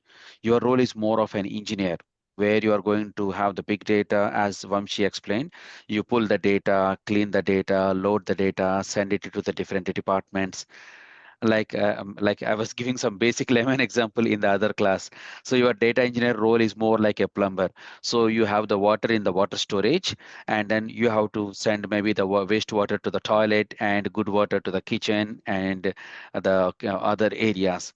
So similarly, in the real time, like you will be building the pipelines and take the data, clean the data, push the data, and send it to different departments according to their requirements. Okay, so the requirements, who created those requirements? Is somebody asking about the data something? Oh yes, of course. For example, the AI teams, artificial intelligence team, they need artificial intelligence team. They need some data. So, or the business. I'm running a business. I want to understand where the sales are up, where the sales are down, so that in that particular region, for example, we have Sydney region, the sales are going down. I want to understand how my organization is performing. Right? If the sales are going down, maybe I have to give some promotions to uplift the sales, or I want to understand the customer behavior, spending patterns. For all these things, data is very much required. So according to my need, you will be supplying that data in that particular region. Okay, so now you got me like I'm a completely like a alien in this No world. problem at all. Yeah, no problem at all. So do you think like I can go with this class like We have because multiple options, Surendra. It's based. So um, this is one role where you can do it. And if you say that, Lakshmi, you know what, I don't want to be too much of technical. I want to go into managerial kind of a role. You can go for project manager or a scrum master, like we have in this group. Venkateshwari raised her hand. She's already working as a senior project manager in USA. So you can pick up those kind of roles. She joined here to understand what is going on the ground. like I am also Or a project manager, but the thing is I'm doing the electrical projects. yes, And if I yeah, have to like go the computer thing, I'll just hire, the right. computer to If you're a execute project the job. manager and if you want to go into the IT project management, Like I better I just want to suggest. understand the things. Yeah. So if you want to understand better in the IT, 1 minute, somebody's crashed. Surendra, because you already Yeah. have the project management and you have a lot of experience. So maybe instead of going this one, so if you just type here, are you seeing my screen, Surendra? Yes. All right. So you can target these kind of roles like slash hybrid roles, Scrum Master slash project manager, where you support the team, get the work done. So you will be using the Jira tool for project tracking, one PSM APR, just 1 minute. Yeah. So in real time, as a project manager, you will be tracking the work.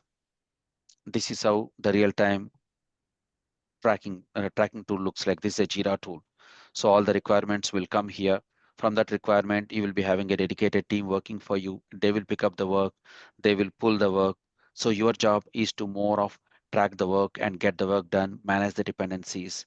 So this Like kind of previously role I have is used Asana and Monday.com. that's Like a which similar is similar them. project management tools. Yeah. But Jira is the number one project management tool across the globe right now. So you can Okay. you can go for these kind of roles. Look at this one. So Scrum Master, Hybrid, Delivery Lead, Project Manager slash Scrum Master. So you can just go for these kind of roles which really suit you very well, and then you don't need to really much understand too much of technical stuff. All right. Yep. So if you want a separate demo, it depends on the your experience and your passion where you want to go. So instead of going into the data engineering, you can go up with because you have more experience in the managerial, I think around 15 plus years. Yes. You're right, right. Yeah, yeah. I maybe my honest suggestion, going into the data engineer role could be a bit challenging for you. Yeah. Right now everything is like many things are integrated with the IT things. It is Like, integrated with the yeah, IT things, but yeah, right. I will guide you in person, maybe on one-to-one Zoom. Okay, we will mhm, take other questions as well. Is it yeah, okay? perfect. Sure. Yeah, Thank you very thank you much, very sir. Thank you. Hi, hola. Hi, Yes, thank you. boss. Good morning. It's evening here actually because I'm in Australia like you. Oh, you are in Australia with us. Okay, okay, good, good. Hola, go ahead, sir. Yeah, I guess thank you for the wonderful presentation to Tuto and you as well, Lakshmi. Yeah, I guess my question is, considering this course is going for 8 weeks, will we be covering enough technical detail to handle any type of projects? Take, for instance, Python. It can stand alone as a different course itself. Hmm. Because SQL can stand alone as a different course itself. I understand Python, what we'll be doing is the data part of it. But that considering all those moving parts, will the 8 weeks be enough for you to handle any type of project outside of the sample project or real life project we handle in this class? So that's it. Yeah, Vamshi, please go ahead. All right. So yes, of course, we'll be dealing with all those kind of stuff as well. So I mean, see, let me tell you, put down your questions aside. I mean, see, you might be having a lot of questions as of now, but again, let me tell you something. See, once we start with these things, right? So you will be familiar enough with all the concepts that we'll be learning out, and then you will come to know a bigger picture here. Fine. So this is what I can tell you with. But yes, of course, I mean, so we'll be dealing with all these stuff here. Yes. And yeah, I have to be honest with you. Please, Vamshi, correct me if I'm wrong. Learning Python alone will take at least few months. That as you rightly said, Ola, Python to learn end to end, it's at least 3 to 4 months. But here we are teaching whatever Python is required for a data engineer. We will be learning that enough part of Python, and we will go ahead. See, let me tell you, yeah, I mean, few things here. See, Python is a vast ocean again, free, because see, with Python, you can perform many different things here. You can build some kind of software applications, you can build mobile apps, you can build some kind of games here, you can do a lot of stuff here. But again, see, what is required for our data engineering part? So we'll be discussing that one. Now, data scientists, machine learning people, and AI people. So these part is something different. Now, big data personally, so this track is different. So we'll be learning this track now. So what has to be, taught to you? I mean, see what you need to know as part of building this Spark applications or something. So we'll discuss all these things here. Thank you. Thank you. All good, Venkateshwari? Yeah, I Still just have have any one. questions? Yeah, I Oh have yeah, one yeah. Go question. ahead. Go ahead. Go ahead. I'm in the course, but I'm in as in I'm joining the course for sure. But I still have a question, Vamsi. Do we need to be Yes. proficient in Excel and things like that? No, not required. Not required. Okay. Okay. If you know how to use that one, that's okay. But basically, we won't be working on Excel. So you'll be using some kind of Power BI as a visualization tool. But I mean, see, data might also, you might get some kind of data, I mean, in an Excel format. So you just need to know how to read the data from an Excel or a CSV file or a package file or some kind of other kind of formats. That itself is enough for you. Ah, okay. Then who does the data cleaning and data transformation and all? I mean, so we'll be doing that one. So as a data engineer, you'll be performing this thing. So we'll also be learning this kind of stuff as well. Okay, so do we not have to clean the data on the Excel sheets and the CSV sheets, etc.? No, practically, let me tell you, see, here how things goes in real world is practically you won't be working on Excel. So we'll be first of all reading the data from Excel and we'll be moving the data to something called as a data frame. Mm-hmm. Data frame. So that concept is in Databricks here. Now you will be working on data frame, not on Excel. So Oh, likewise, as I told you, you will be given some data which is in the format of an Excel or CSV file or SQL table or something else here. So what you'll do is you'll first of all read the data and store the data into a data frame, some kind of object here. Fine. mm-hmm. Then you'll Mm-hmm. be working on the data frame. You will be cleaning, you'll be performing different transformations, you'll be applying different stuff on that one. So we'll be working on that. Okay, got it. Got it. Thank you. Yeah.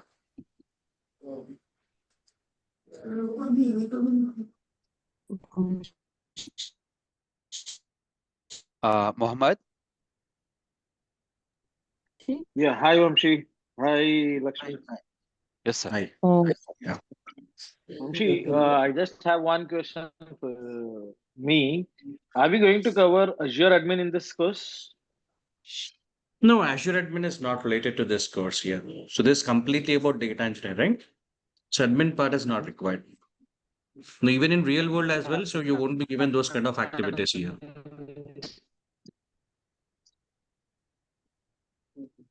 And Mohammed, the second thing I think you are okay. Sorry, go ahead. cybersecurity is related to this? Sorry? Is cybersecurity is related to this Azure course? No, no, no, no. Cyber security, that course is different here. But here, so we'll be discussing like how to secure your data. I mean, so those concepts will be dealt here. Now, cybersecurity is completely different here. See, you can apply, I mean, you can go with Azure Cloud as well. So Azure Cloud or AWS or something. So, but again, cybersecurity is not related to this. Okay. Altogether different area, Mohammed. So for an organization, I'm running an organization. In my organization, Mm-hmm. I have to protect my organization from security attacks and all those things. Mm-hmm. So in this process, I have to hire few people. My organization has to compliance with some regulatory authorities. So I have to hire the GRC, and I need someone who can monitor continuously any threats. So I need to hire security operations center team, and I want to see how safe my systems are. I need to hire few penetration testers. So that's the cybersecurity area we are talking about. And to manage this project, I need few managers, project managers. And I want to understand the data, analyze the data, and save the data, and then safeguard the data. So that's where the data engineers are all coming from.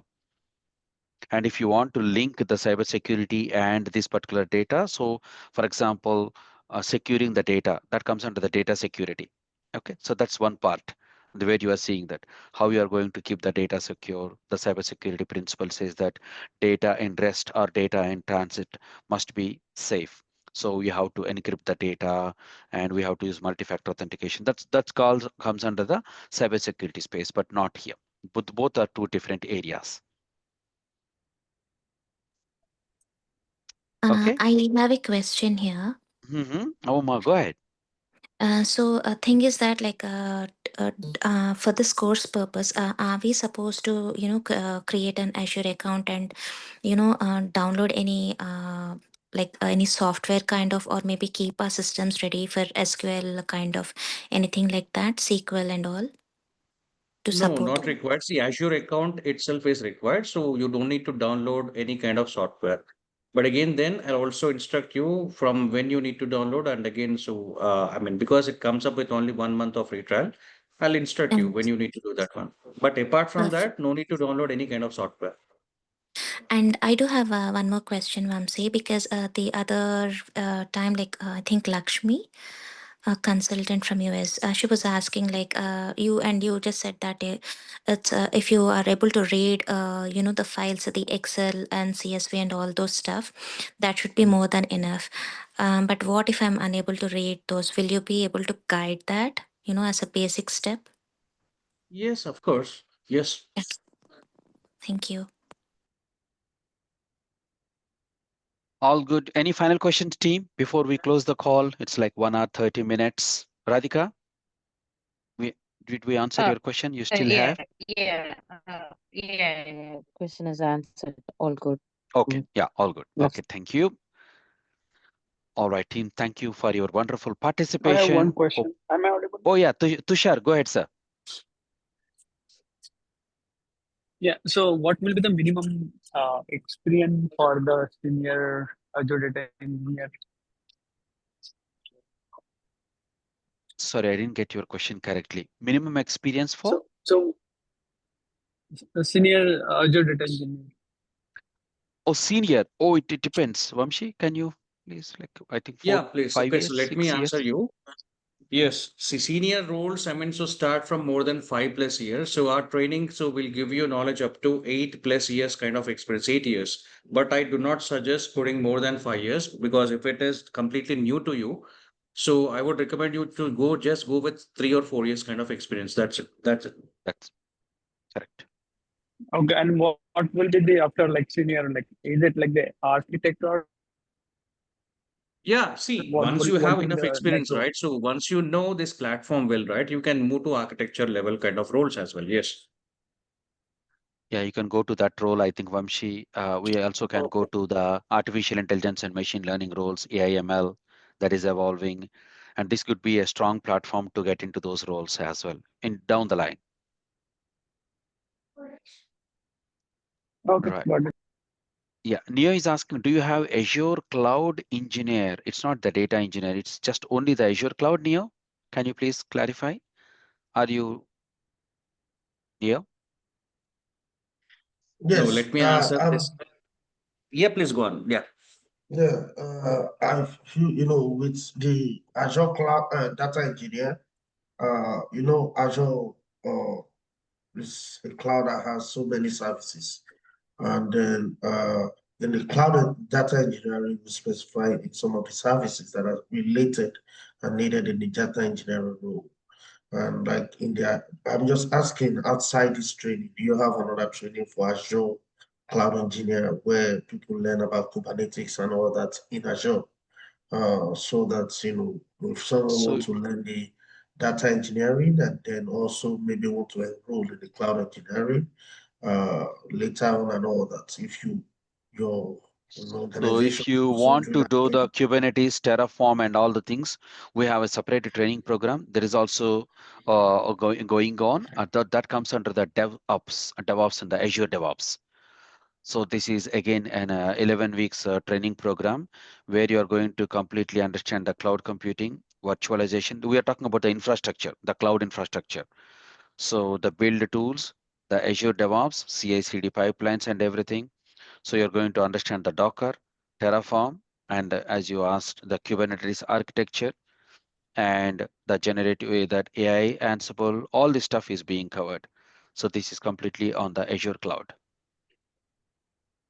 But Okay, this is a yes, separate training that's program, though it's not linked. Both are separate because this comes under the infra and this comes under with the data. okay. I'm asking because so that I can know if I want to, continue with this or Yeah, do both of sure. them. No problem at all. If you Okay. want to go ahead with this one as a DevOps engineer, yeah, you can. But let me tell you, learning only cloud will not help us. In the cloud environment, you should be expert either with the data or DevOps. These expertise should be there. Oh, Yeah. Ashwant, thank you. Just a quick feel and introduction, a warm-up class. The things will be more interesting from Monday. Thank you, Ashwant. All right, team. Any final questions? Hope we didn't bore you. All right, perfect. One Kranti, small yes, question. Yeah, yes, sir. yeah. So Lakshmi, you know my background, right? So I just have Yes. a question: is that is there a is there any possibility where I can move to data engineer as like as a junior? Would be a good idea, or what do you say on this? We can if we keeping a little bit of experience will help us to get more calls, Kranti. Mhm. A little bit of experience. And Not also coming to the market, like as of now, there's no much opportunities, right? So no, we would, have in Australia we have good number of jobs are getting posted, Kranti. no, If no, you I'm see talking C. about in US about like BA and Scrum Master roles. So Oh, the BA roles. Okay. yeah, so instead, like if I move to data engineer at Hmm. a junior level, so would Right. I get better opportunities on these as well? Oh, it depends. You can apply like on the Scrum Master. But it's going to help you both ways, right? So you can tell that you have been working as a Scrum Master leading the data team, and you can tell that what activities you are doing, and you can bridge some of the managerial activities along with the activities that you are learning from the course and make your profile a hybrid profile. And you can also work not like a junior engineer kind of a role because that competition will be very, very tough, I think, especially in the USA part. Correct. So you can just keep a little bit of experience and blend that profile. And yeah, maybe you can tell But that, yes, I have been working as a Scrum Master for the data team, but just I yeah. fall in love with the data, playing around with the data. So I enhanced my skills. Now I want to perform the data engineer role. Like that, you need to project your profile.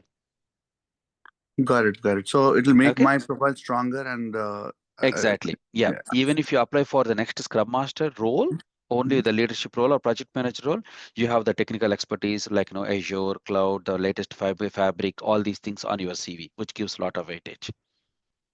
Awesome. Yeah. Yeah, it will broaden your like it will increase, enhance your chances of getting the offers. Got it. Okay. Yeah, I think this is what I was looking for. I think that makes No got it. problem at all, Kranti. Thank Thank you, you. sir. Thank you. All right. Thank you. All right, team.